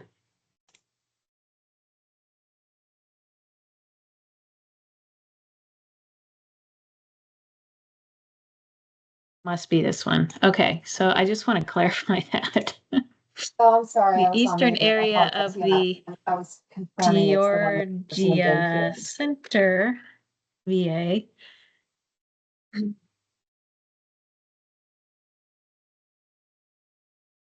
And is it called the Georgia South Center? Yes.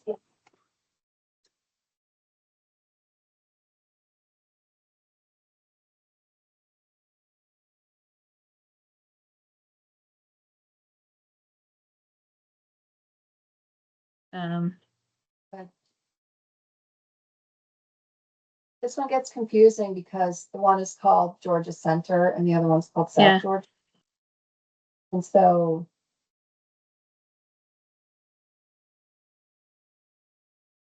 it was just capitalizing Georgia South and not the word center when referring to that one to reduce potential confusion.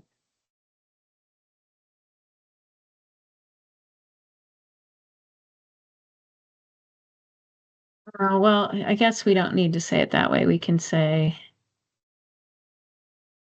Georgia South Center VA to be consistent is similar.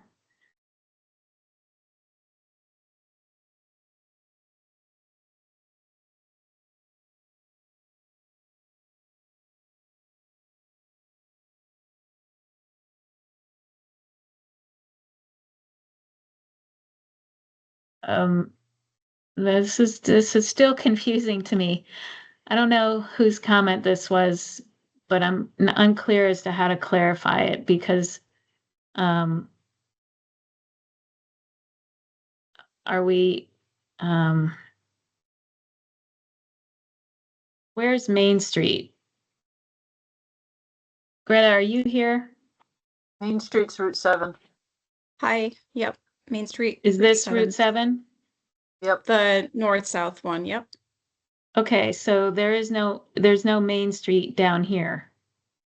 There's routes, so equally, it would be no different. They're Well, both it's Route not the 7. same street. So Route 7 is here and here? Correct, Oh, so it curves? correct. Okay. How does it get there? Here? Is this a Yep. turn in Route 7? Okay.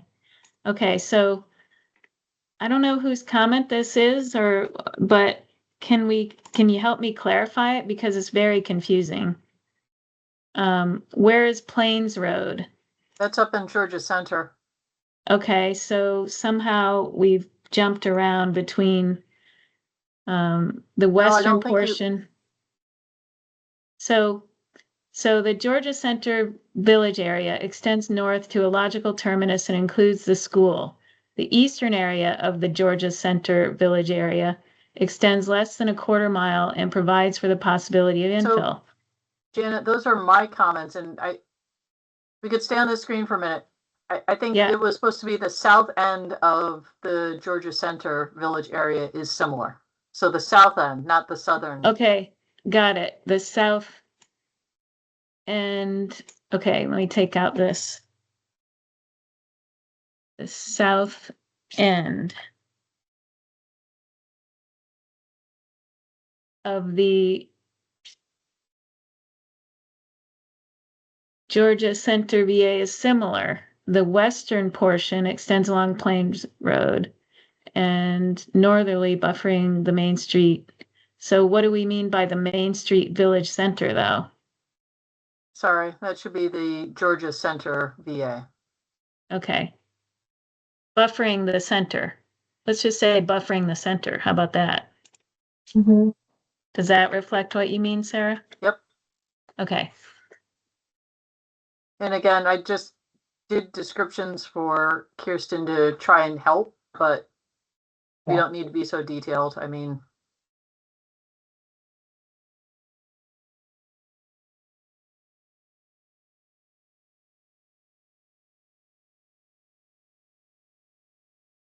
But the southern VA surrounds the center that has been noted as perhaps best meeting the PGA. Yeah, That's that doesn't confusing. make sense to me either.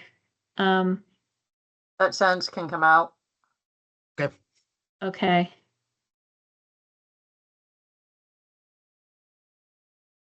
Okay, so can this one, right? Yep. Mhm. Okay. I think you need the area south Okay, I was gonna or say. south of. Yeah, that's what I was gonna try. South of Ballard Road appears to be residential subdivisions and not accommodating for additional future growth. I'm gonna put a period there.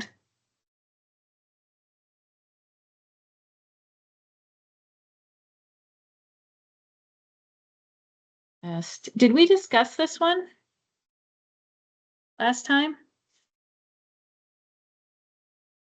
We did, and I'm not seeing that we changed the language as occurring today, but that's fine. I mean, I just pulled up the saved track changes copy that you had saved as such after the most recent meeting.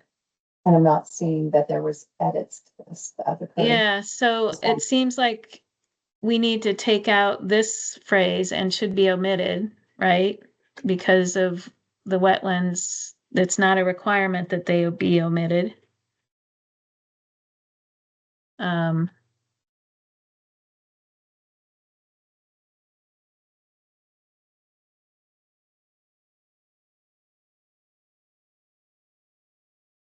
think you can take out the or PGA.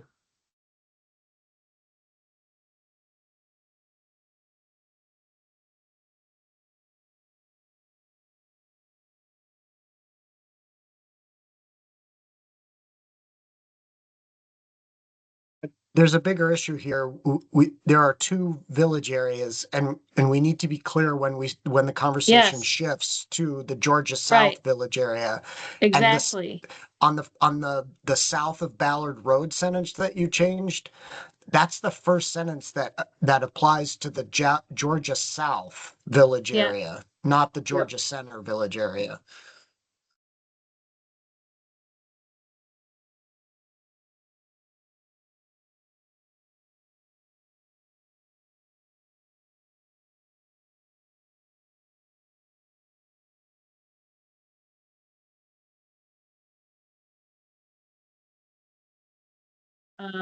Okay.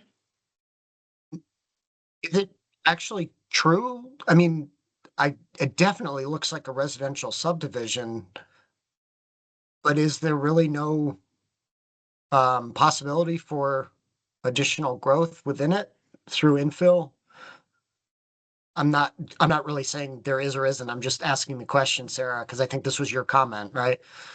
Yeah, it just looked like a typical, but It sure I'll let does. Greta, I'd love to hear from Greta. The town is interested in promoting and encouraging through zoning and planning additional residential infill and redevelopment there because it's a pretty dated subdivision. And based on their new zoning and the lot sizes there, their intention is to allow for and support redevelopment and infill development to increase housing units and density in that area. So it's zoned for multifamily Correct. or for smaller lots or both? Correct. Both. Okay. Yeah, they look like they're about 1 acre lots. So so I kind of agree with Sarah's original sentiment. I bet it's not likely to be redeveloped and infilled, but I agree with Greta that if it's zoned that way and the lots are large enough, I don't know why we wouldn't include it, why it couldn't be included as a part of the village area. Yeah.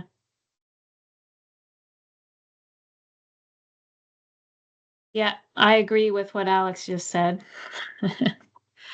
Agreeing with both. Mhm. So, Well, if you agree, then perhaps we get rid of this two sentences that start regarding the Georgia South. Well, yeah. I guess we need to keep the regarding Georgia Village South VA, but we get rid of the south of Ballard Road and this area may be best mapped as transition.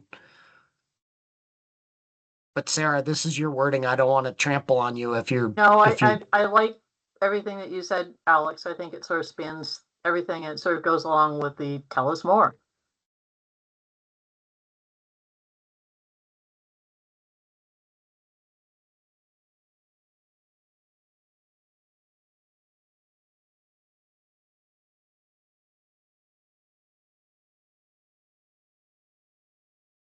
okay, so what about this parcel at 4095 Highbridge Road? Oh, it's just RTE. Okay. Can we put a period there and take off this? Yeah, I would like to. Okay. Okay, and then I wonder if we want to be more specific than identified elsewhere.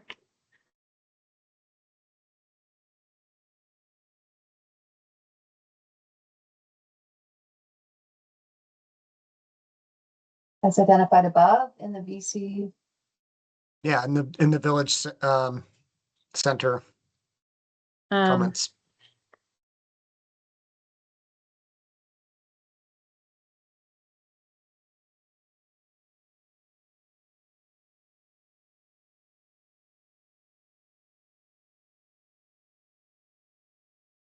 Did I get that right?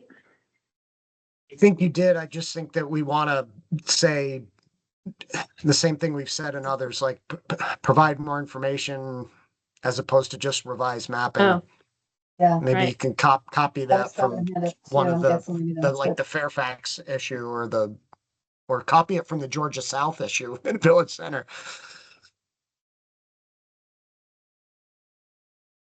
Yeah, the wording, I'm gonna flag this and we'll, Kirsten and I can, let me just, sorry, there it is.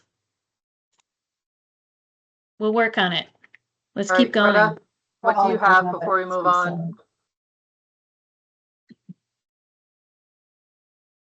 Greta, did you have something before?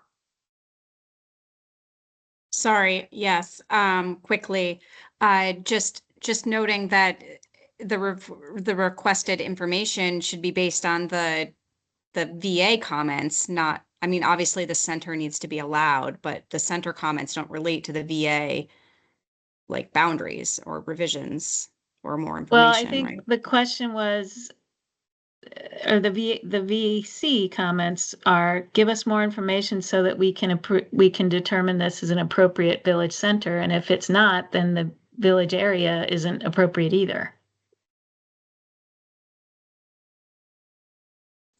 Okay. So I think we're probably close to convinced that they're fine, right? I am. Yeah. Right, but we're in this place where we want more information. And so they're sort of dependent on one another. That's fine. Thank you. Sorry to No, that's stop okay, you. Greta. I'm gonna omit this about wetlands here again.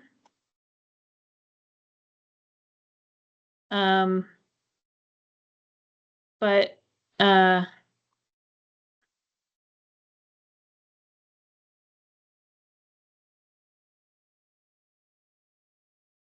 yeah, is that okay? That's what we've decided, right? Is we don't have to address wetlands in these areas. Correct. Okay. This is And then, a required revision that says revise mapping as opposed to tell us more, provide more right, information. So I think we need to change it again, highlight right? it. It'll be the same as above for Georgia, basically. So do you Yeah, want to that's just, true, Kirsten. you and I can finalize it? Is it specific to Georgia Station and not center? yes, it is. Yep.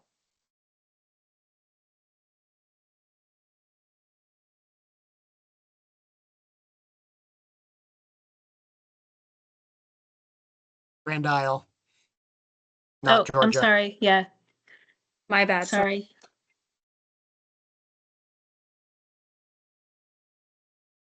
I'm going to take a quick break. I'll be right back. Okay.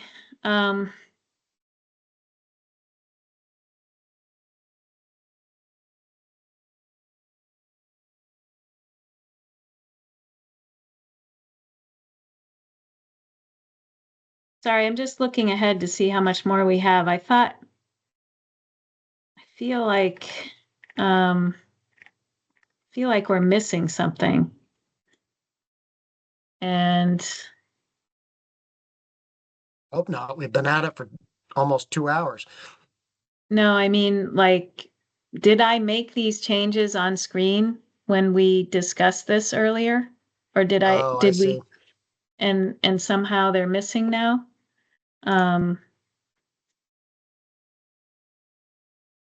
And I'm going to look at this.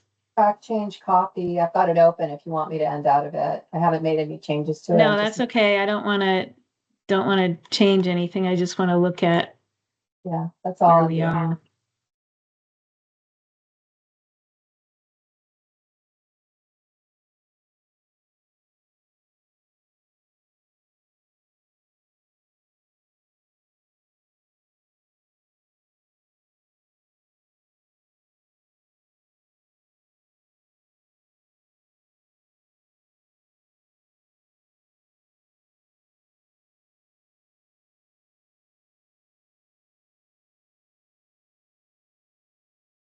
I guess we're not missing anything. Cause, yeah. Okay. I thought we had gotten further along, I guess, in the revisions than we had at our meeting last time. Me too. So confused.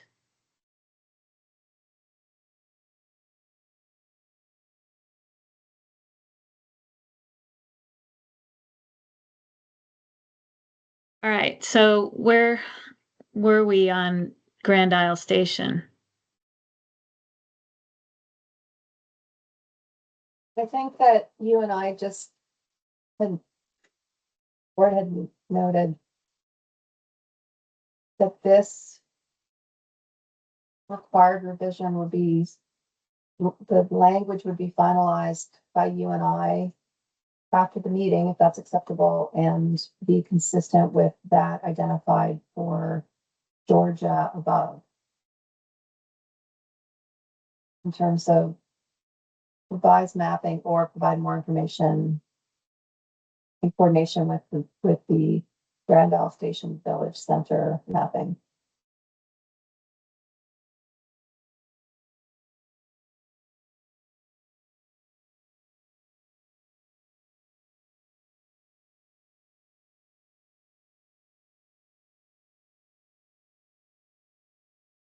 We looked, this is the area where we had looked at the soils during the meeting.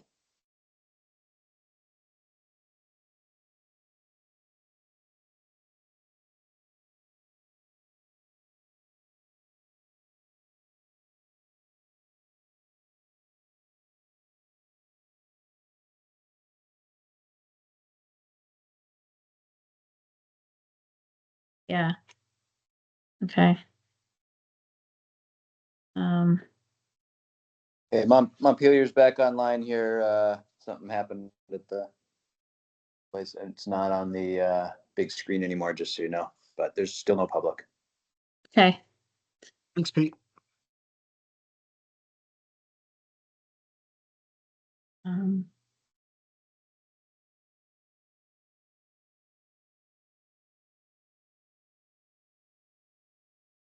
so this one is the station, right?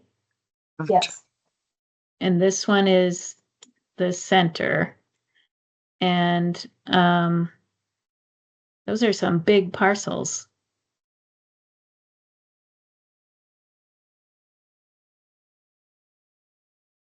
Big agricultural parcels. Yeah. So the VA is based and is only 8 parcels. 8, I'm going to say large.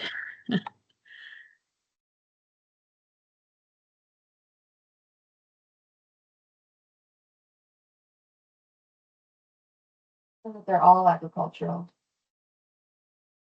Right, but these are just observations. I don't believe we had a Right. problem with the village area around the Grand Isle Center. So observations are great, but I think we should focus on Grand Isle Station, which is where we were trying to say something more substantive.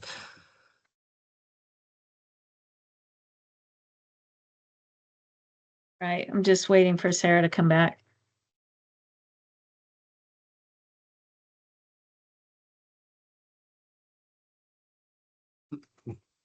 But we say less suited to VA, and I don't think that we want to keep that anymore, right? Because we're fine with it. Correct. At least that's where I'm at. Yes, thank you. I would delete that. And note that there are areas of wetlands. Lack of suitable on-site septic systems will be a limiting factor, which should be addressed. Yeah, and that's how we left the conversation last time, because this was my Okay. issue with the Grand Isle Center about the soils, Yeah. and Greta helped explain their protocol, and we just said, let's just have more information, I guess, but it's not a deal breaker. Yes, I think you can omit the words which should be addressed because it's listed below as an advisory recommendation. Yeah, you're right.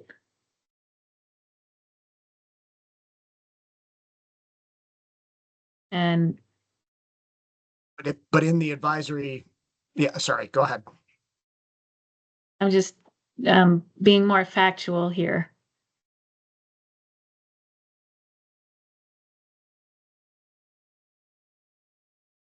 Sarah back? Yeah, okay.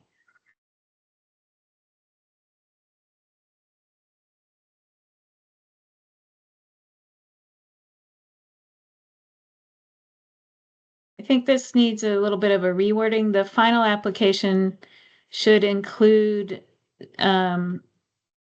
zoning information or I actually town. I think it's fine the way it is. Maybe just get rid of the smaller hamlet modification comment at Okay. the tail end. I don't really want to prescribe how they need to, whether Right, they me need to put neither. it in hamlet.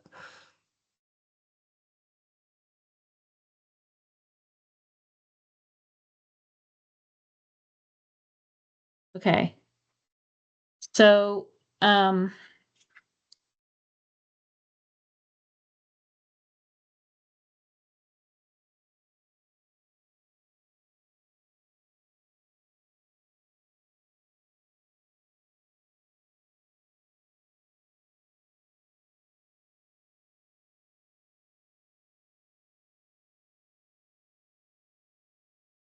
Yep, that looks good. Maybe we could just eliminate the last phrase as identified elsewhere because Yeah. you reference it, so we don't need that.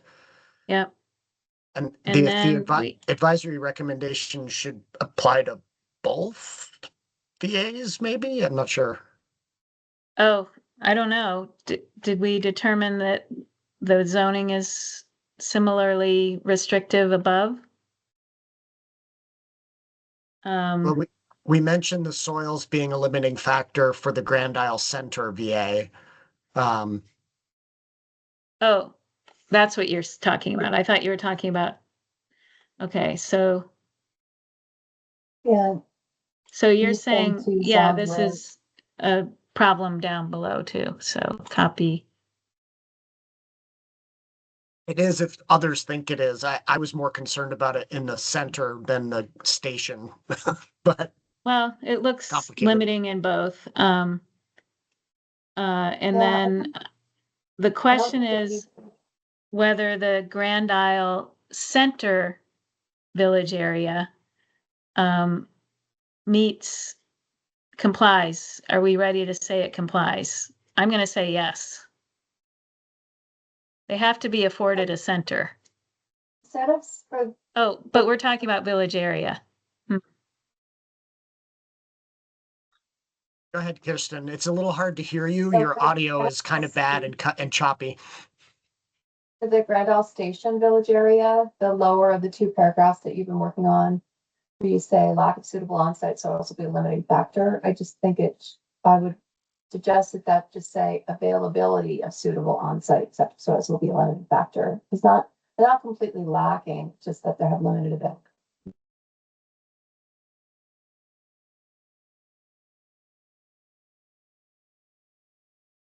Yeah, same change above.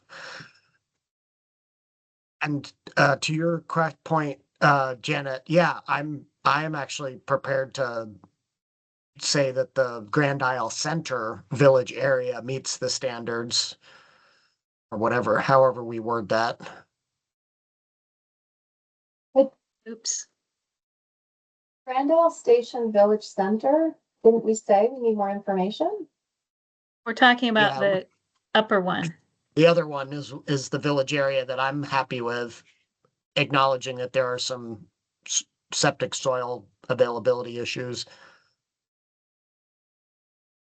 Okay. I think I understand what you're.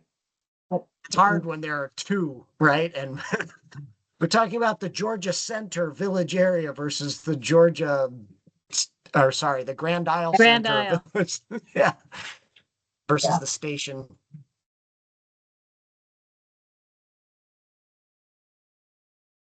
Okay. Good to continue. Yeah, I'm just noting that if everyone likes this wording here as it pertains to the Grand Isle Station Village area, Janet, that could just be copied and used above for South Georgia Village, right? Okay, Like that's the one that we highlighted and said. yeah. So revise the mapping, revise the Grand Isle Station VA mapping, or provide, um,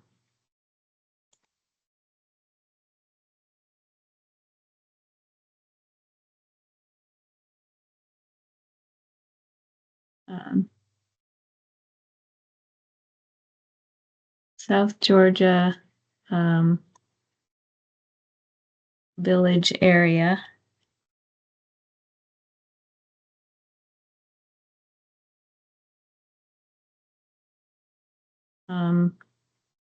Or provide more information and coordination with the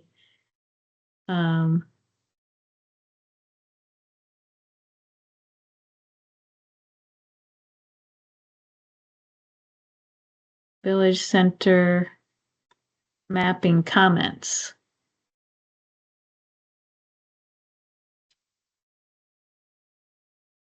Right? Maybe I can unhighlight it now. I think so. Yes. Okay. Greta has her hand up. Greta.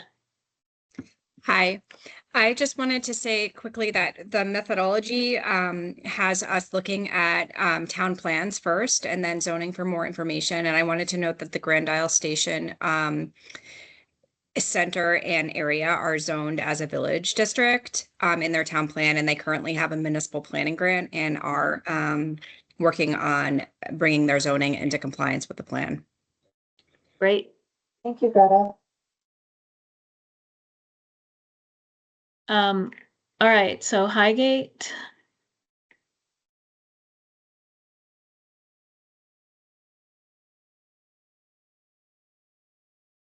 So actually, I need to orient myself here. This is similar to what we discussed.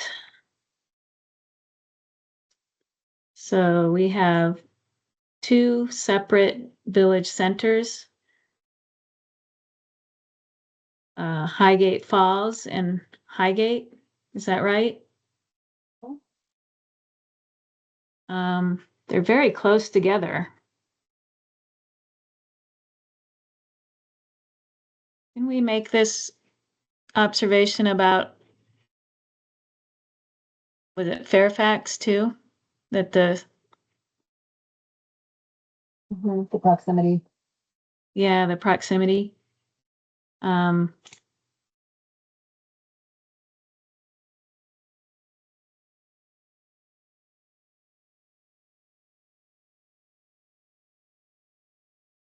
Greta?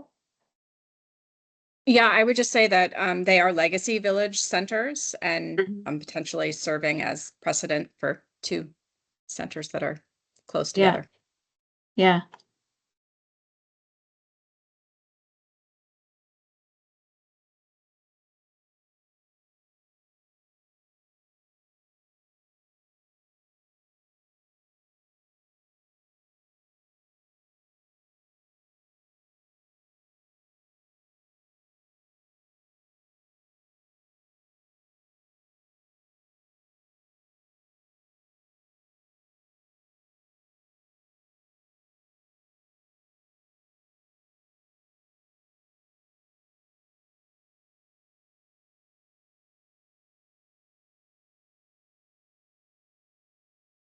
I think this is one that we were sort of split on. Alex seemed to be a little bit more interpretive of it than I initially had been, and I'm fine making the, instead of a required revision, having it be advisory and just provide additional information on the inclusion of a portion of the ag parcels.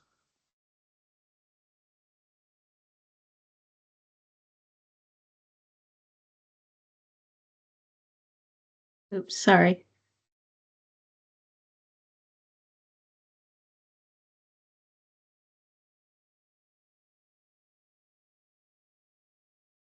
And I'm fine with that too, That's and I'm perfect.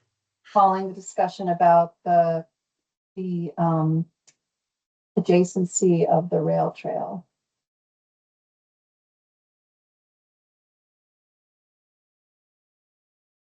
What about this west side not having suitable septic and removing it? Whose comment is that? Thought that was Alex's. I thought we had looked at that. Yeah, so my recollection was, so that is my comment. Okay. We did talk about it, and if I remember right, it is lacking in suitable septic soils, but I think Greta, once again, schooled us on the municipality's plan to potentially add municipal water wastewater, or at least have it considered. I may be conflating it with another municipality, but Yeah.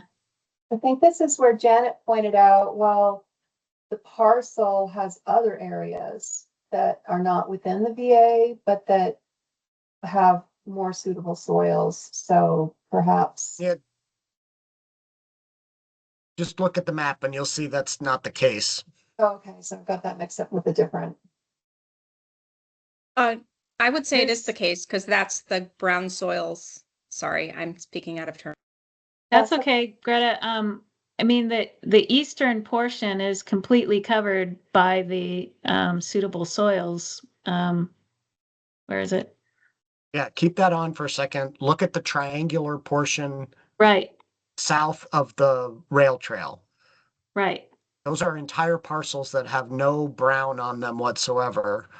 Most of them have no brown on them whatsoever. That's the portion I was looking at. I think we were also discussing the agricultural parcel to the north of the rail trail, which is a larger parcel and does have Yeah. some brown. And Janet, you were saying, hey, you could just do a force main and pump it over Yeah. there if that's where the soils are. But I was Yeah. referring actually to the triangular portion south of the rail trail. That's all. Right, and similarly, stuff to the east could be accessed for this area as well.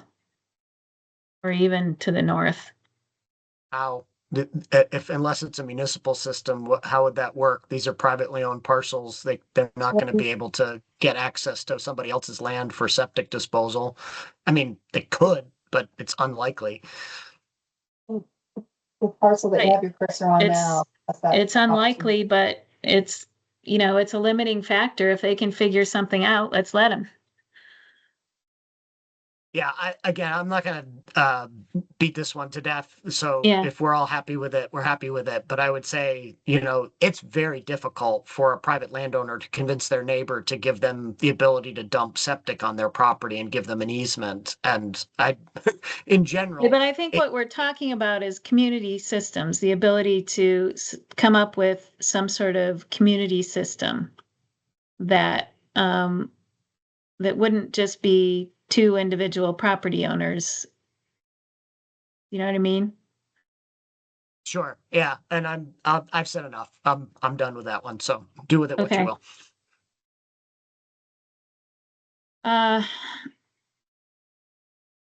So, well, where are we on this though? What are these agricultural parcels that we were concerned with in particular? There's a lot of potentially agricultural parcels that are included. Was it this one? Well, it goes to those two right there up on the there. Yep, those two, because they're a portion of it too. So I think that's the more information in terms of, these are much larger parcels. You're including a part of them. Please tell us more. But what more, like, what kind of information would be?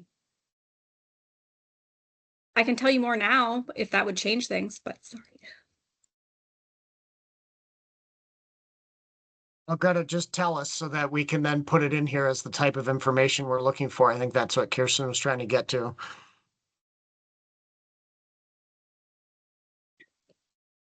Yeah, sure. So it is part of their town center zoning district, and made sense to include in the village area as area for future growth around their designated center.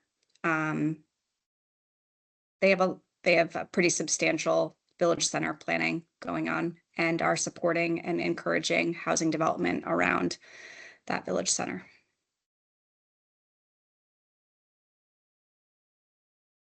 So the zoning data, I guess, is what would be helpful to see. Is that not available? I'm looking at it, and that agricultural parcel on the northwest side,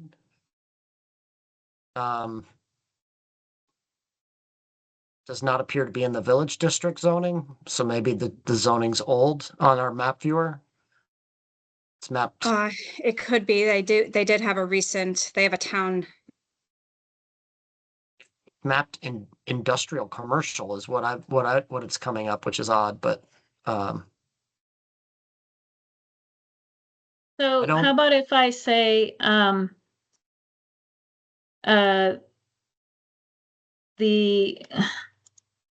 well, let me just, the VA also includes portions of 4 parcels that appear to be in agriculture.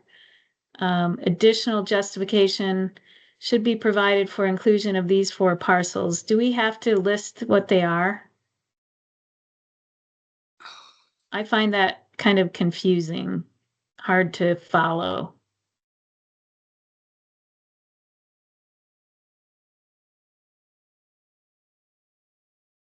I think we need to list them explicitly like that. Sorry? I don't think we need to list them Okay. that way, as long as people can interpret what's being referred to otherwise. Yeah, I think when you look at the map, you can figure it out. Sarah and Alex, are you okay with omitting this? What does Greta have to say? Well, I guess I'm unclear on whether it's advisory or required, but I mean, there are several other village areas where we included parcels in agriculture that were otherwise meeting the requirements for future growth. So I'm not sure why that is something that is going to preclude village area category. Right.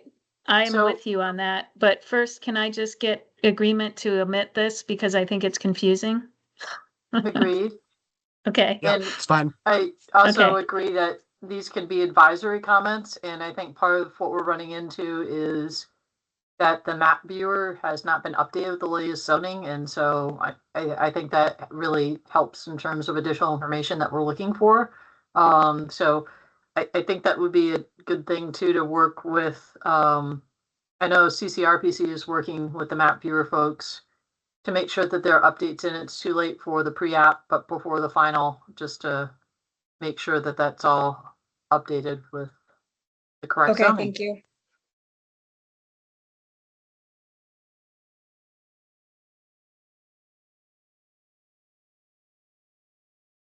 Instead of justification, I'm gonna say information. Is that okay? Yep. Okay, and then this I'm gonna change to, oh, wait. Wait. Um,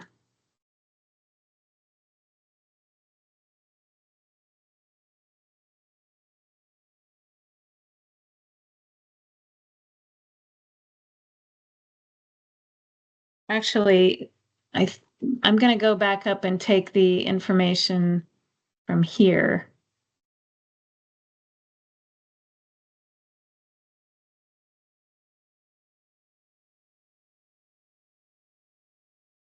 And put it down here. Is that okay? We had unresolved questions with respect to the Highgate Center, or the Highgate Village Center.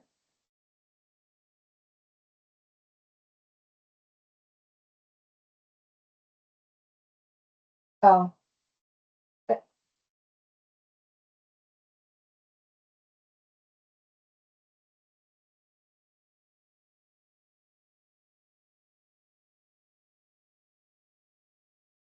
Um,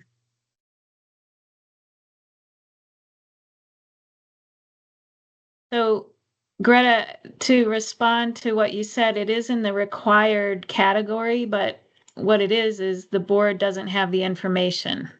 Doesn't mean that the proposal does not meet the requirements. Does that make sense?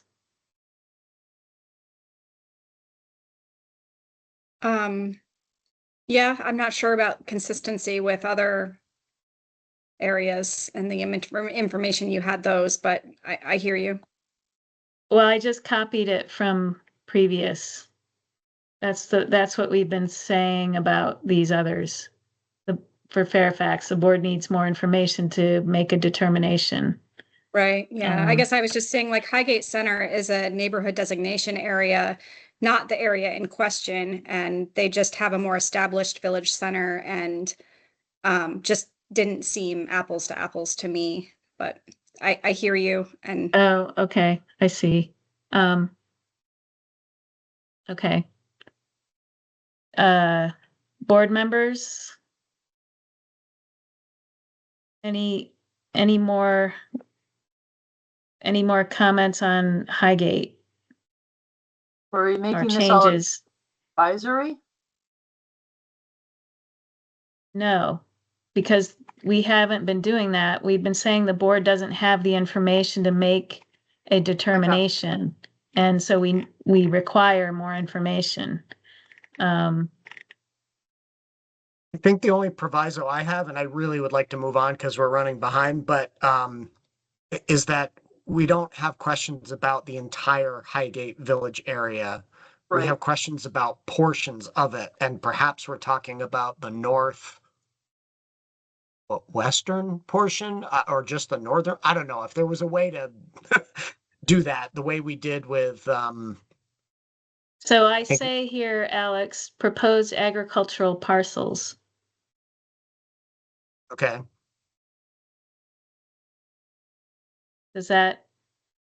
I think you can omit the word proposed. Well, they're proposed to be in the VA.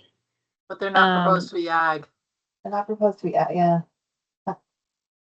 The proposed, It's just a wording issue, the Janet, you know, parcels in agricultural use, the, right, proposed to be part of the VA as opposed to proposed ag.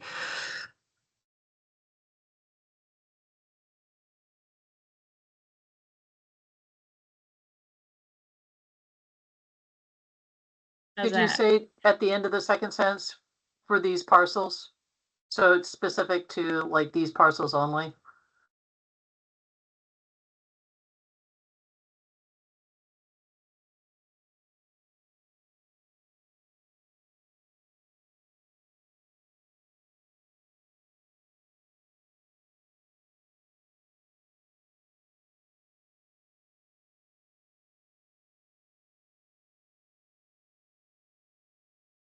Sarah, does that work? Yep. Okay.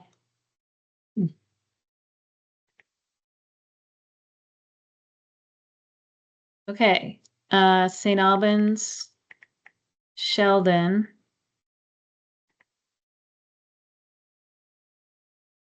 Okay. Did we already fix this? Remember you said it was in both?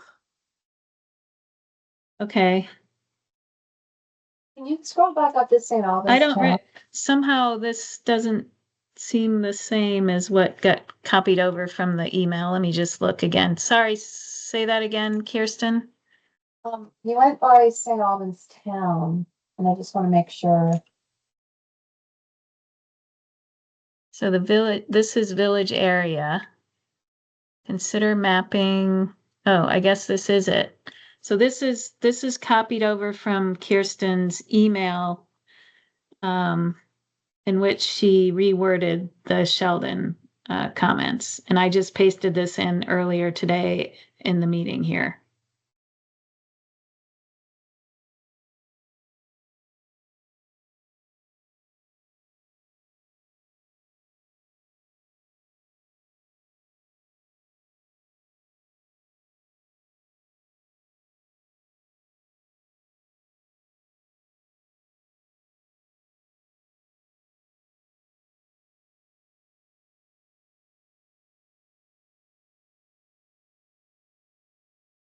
Tell me when we're good to go if we are. I'm good. Yep. Okay. South Hero. Okay, this one needs to be changed. Can you scroll back up quickly to St. Albans Town? I just want to make sure that the advisory recommendation is, yep, okay, thank you.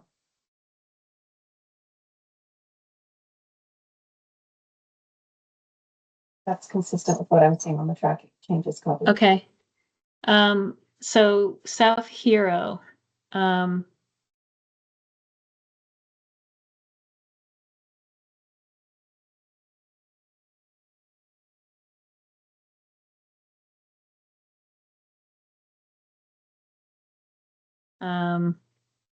Gonna take this out to be consistent.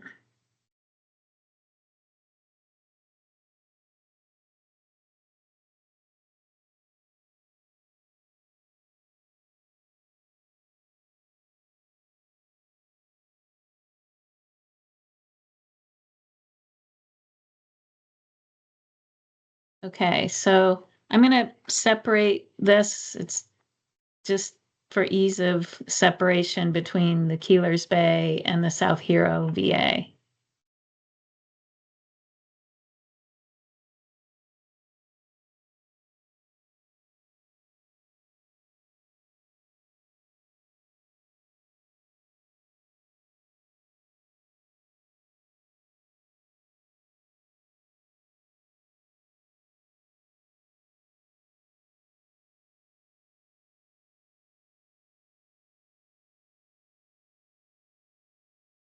I think the wording here is not clear. I think what this comment is trying to say is that if we included the whole parcel, there would be room for infill without promoting strip development, right?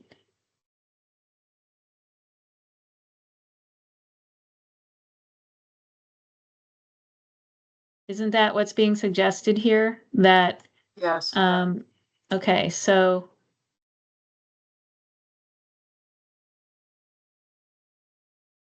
inclusion.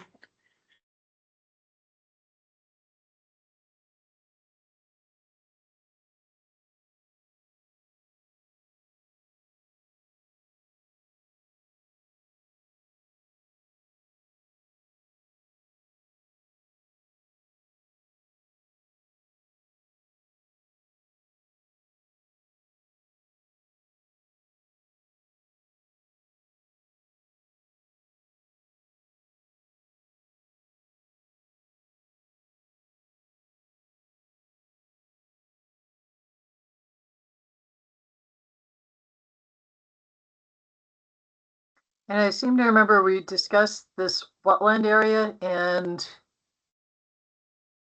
it was a wooded area, and there was a lot on the parcel that was already developed. So I'm not sure that we need to include this portion about the required revision, but I don't know what others recall.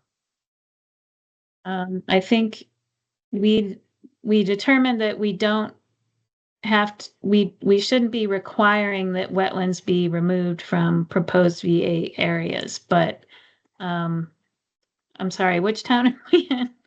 South Hero? Where are we? South Hero. Yeah, okay. Um,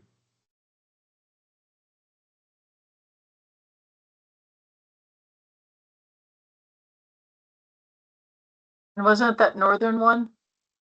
this one? Or which Yeah, wasn't there a wetlands up in, doesn't look like it. okay. Well, There's some. maybe it was this one. I remember we were looking at this one. Is that the one that's wooded? Yeah. Yep. So I think we decided that this is not required, and I don't even know if it's advised. What do you all think?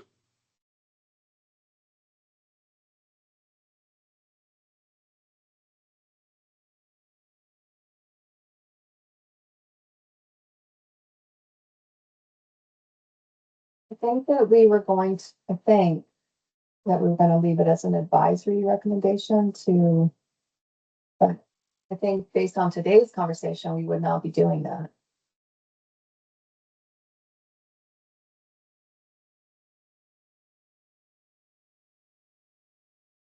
Alex and Sarah, can you weigh in? I'm fine with it being advisory.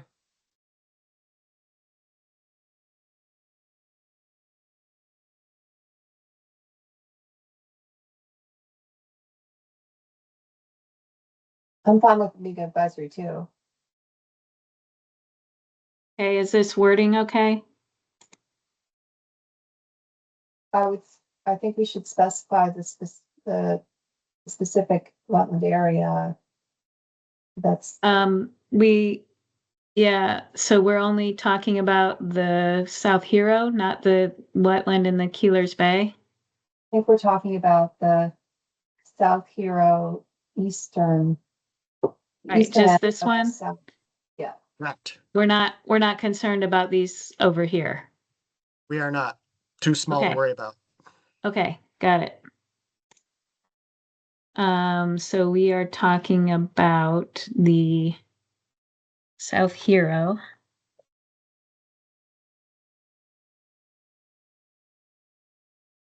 Good enough?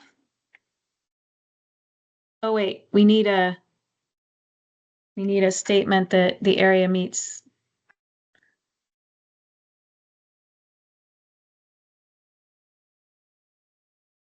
Say to omit or address the easternmost wetland areas.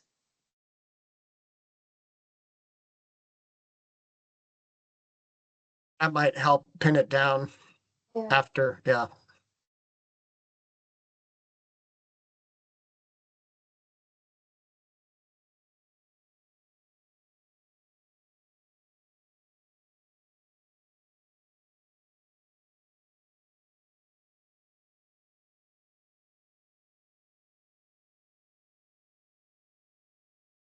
No.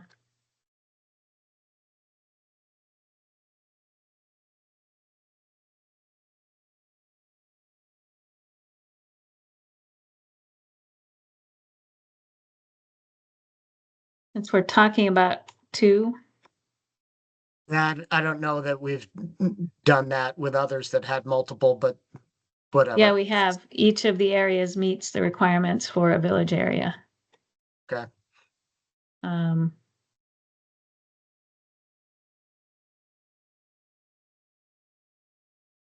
Okay, so, Bakersfield, Yeah, why is Transition. Bakersfield here? Bakersfield was a repeat, I think. Oh. It's not, it's out of order. Make sure it's up at the top of this section. yes. See, we already did that. There's We something sure did. happened. Yeah, you need to Something look happened. look back at a track changes version that's earlier, I guess, but at this point, it's too late. Yeah, Versioning is always a problem. yeah, it's there. Yeah, so So we're it- good. So, okay.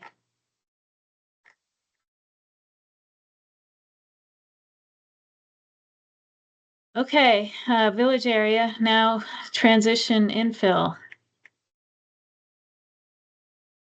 I don't recall that we had any updates. Yeah, the required revision. Oh, except that we took talks this about out. Interstate See, 89. something happened here. We took this out. Yep, Why is that there?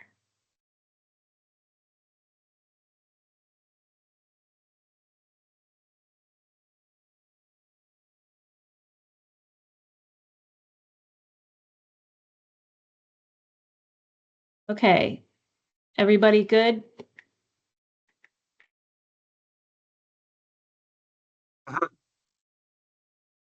Resource-based recreation, any issues? Enterprise areas?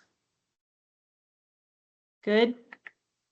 We took out the portion about, or the language about being adjacent to planned growth, right? yeah, so that's Hemp. gone. So it's- Yeah, I took it out. I don't know what happened. I think maybe what happened is I got to Bakersfield and I accepted, I don't know what happened. Maybe I rejected changes instead of accepting.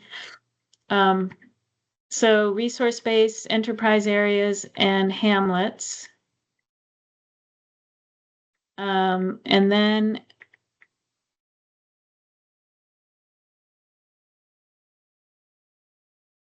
the rural Yeah, this is where categories. Alex, quickly found an example of a rural wetland area that was in excess of 5 acres that was not in rural conservation. Right. Is it okay to accept the map flood hazard areas should be exclusion or omission or revision to take it out? Think so. Right? Yep. Okay, so yeah, Alex found a very large wetland that wasn't categorized as rural conservation, so we wanted confirmation. Is that right? This was one of my recommendations that we confirm and document that the mapping of wetlands in excess of 5 acres had for the rural areas were in rural conservation.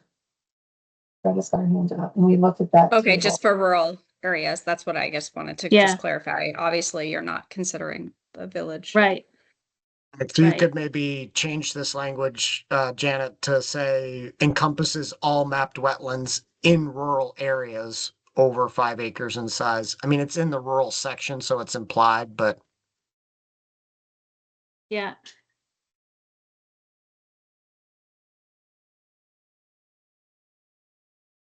FLU areas, yeah, perfect.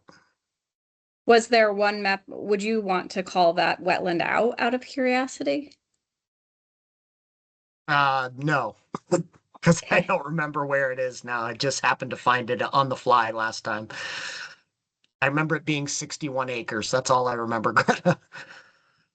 Wow, that's pretty significant. Um, In the FLU areas, so I thought, did we change Night Island Wood to? Yeah, we changed this too, and it's not reflected to consider mapping them as resource-based recreation, right?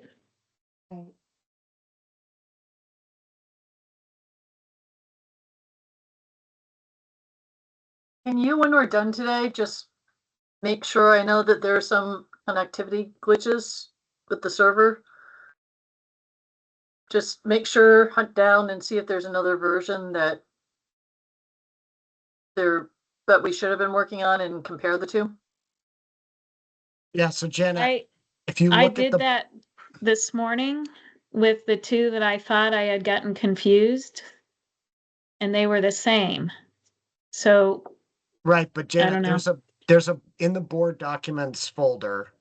I'm looking at a Word document right now from that folder, and it's indicated as 1210 response letter with track changes, and it's dated yesterday at 2:41 p.m. Yeah. And that document appears to have the changes that don't appear in the document you're working with right now. So yeah. Okay. Will you email that particular name to me so that I can make that comparison? Yeah, sure. Okay.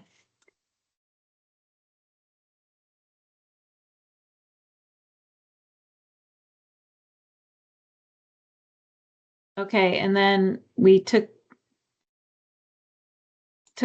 so was this going to be required or, see, we have it in both places. Deleted. Delete it under advisory and keep it Yes. under required? Yes, Okay. that's my understanding of what we agreed with her. Okay. Okay, so I moved this comment from required to advisory under tier 1B.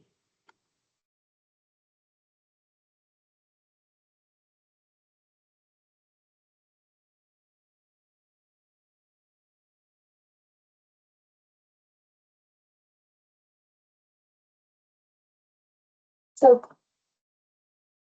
can I offer a comment? Yeah. So there are these minor areas that are non-legacy that are within some of the, that are found within some of the um, village center, village area proposed for tier 1B. And the municipal information that's been included with the pre-application does not document status of municipal flood hazard and river corridor bylaws. So I think based on our discussions the other day, that where the board has landed is that if the municipality has bylaws, that it may include such non-legacy areas. And so I think what I'm seeing here is that we don't have that bylaw information for the subset of municipalities for which there are these minor, call them encroachments into mapped river corridor flood hazard areas, river corridor.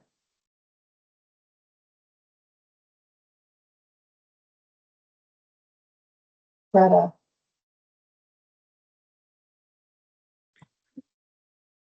Where in, oops, I'm frozen. Can you still hear me? Yes, we Yes. can hear you. Okay. It's a funny position that I'm frozen in.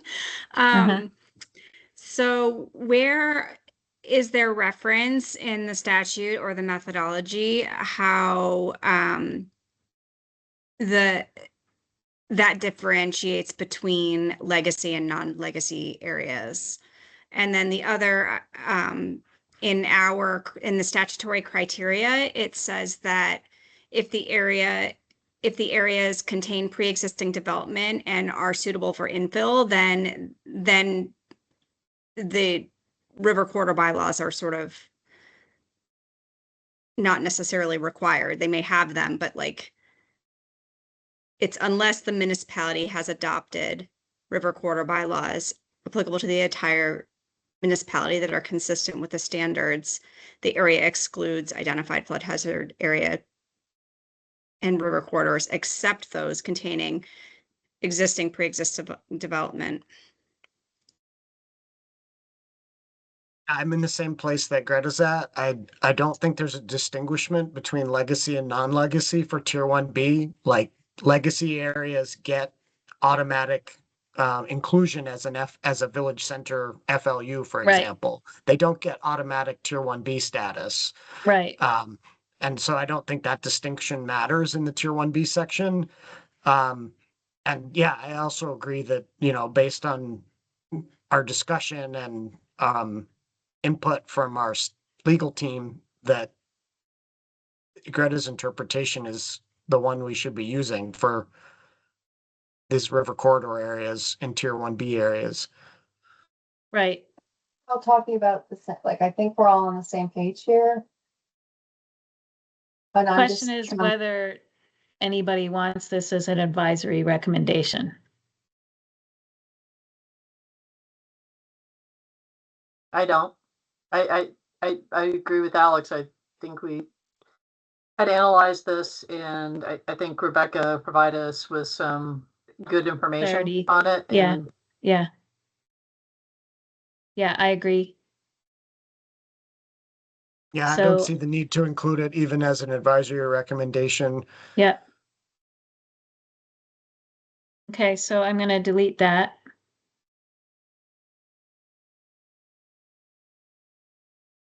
And then this last NFIP comment is just be aware that there may be some new information coming and just advisory. Okay to include, right? Okay with me.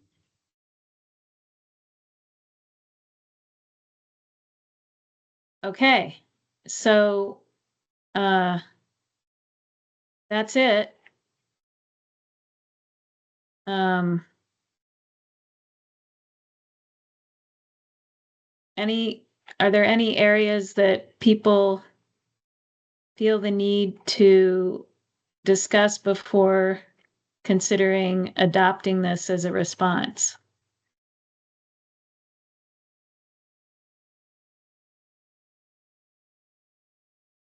And Not for me. okay. No, just nice work. Kirsten, this was a lot. And Janet, thank you for helping on this too. It's a big lift. And I think I also just want to recognize NRPC really did a good job with this. I know we spent a lot of time in the details. But overall, I think just job well done for all. And it's been a tough last few meetings, but I would ask Kirsten and Janet, do you feel like you have enough from us if we make a decision today to approve with the changes that we discussed to pull this together and get this wrapped up? I think the only thing left to do is to compare this with the one that Alex just emailed to the name of, because I just want to be sure that I'm not missing something that we already changed. So there's just that comparison to make.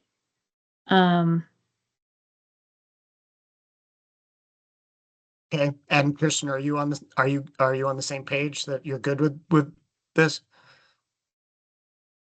I am, but I will tell you, I'm still not clear on the flood hazard river corridor element, and it's not because I'm understanding requirements differently than the majority of the board here. It's because I'm not clear with the scope of documentation that's been provided to support the areas as mapped for particularly for tier 1B, but and maybe we could just talk this through here now a little bit further if the board would be agreeable. I think this is important. So Kirsten, I'll just jump in and say that when you contacted me to ask sort of my information, I think the first thing I want to acknowledge is, and just to reiterate, I think what I said to you is, it would be nice if we had consistency throughout in statute, but we don't. And there are different areas that read, some that are truncated, and I think that's problematic. Number one. Number two is I think that there's reference to A&R's rules, which are for A&R to apply and not necessarily for us to apply and interpret. And they have the ability through their comments to let us know if they think that there is a concern with their rules, particularly as it relates to flood hazard and river corridors. And then I think the third thing is I take a look at these future land use areas as being just that, more areas rather than parcel specific. And I think that's where you and I were starting to differ a little bit, is you were taking a look at particularly like parcels within a larger, like a plain growth area that might not be developed. And I was saying that's an area suitable for infill versus a parcel. So that's just my quick take on it. But I really think that there are some of these things, such as this, that are more suited to a larger board discussion at a future time when we haven't been going for over 3 hours already and can spend some substantive time and bandwidth, perhaps with legal counsel, going through some of these discrepancies within statute and making sort of a more clear policy that doesn't necessarily need to go into the findings here, that we can apply more universally. I just want to respond to the third part of what you said, Sarah, in that we did talk and you and I viewed together some specific areas that it was not parcel specific. Some acreage information was given for benchmarking purposes, but the conversation was about the mapping, the resource, et cetera. So I'm interpreting the three of you want to omit that or some version of it. And so we can let it go for Northwest, but I look forward to, further conversation. And I am understanding the statutory language the same way that the other board members are, as far as I understand it today. That is not what I'm questioning. I'm just looking to drill down into the documentation. And I think this is a critical part of the board's responsibility. And so I look forward to a larger conversation, like outside of Northwest.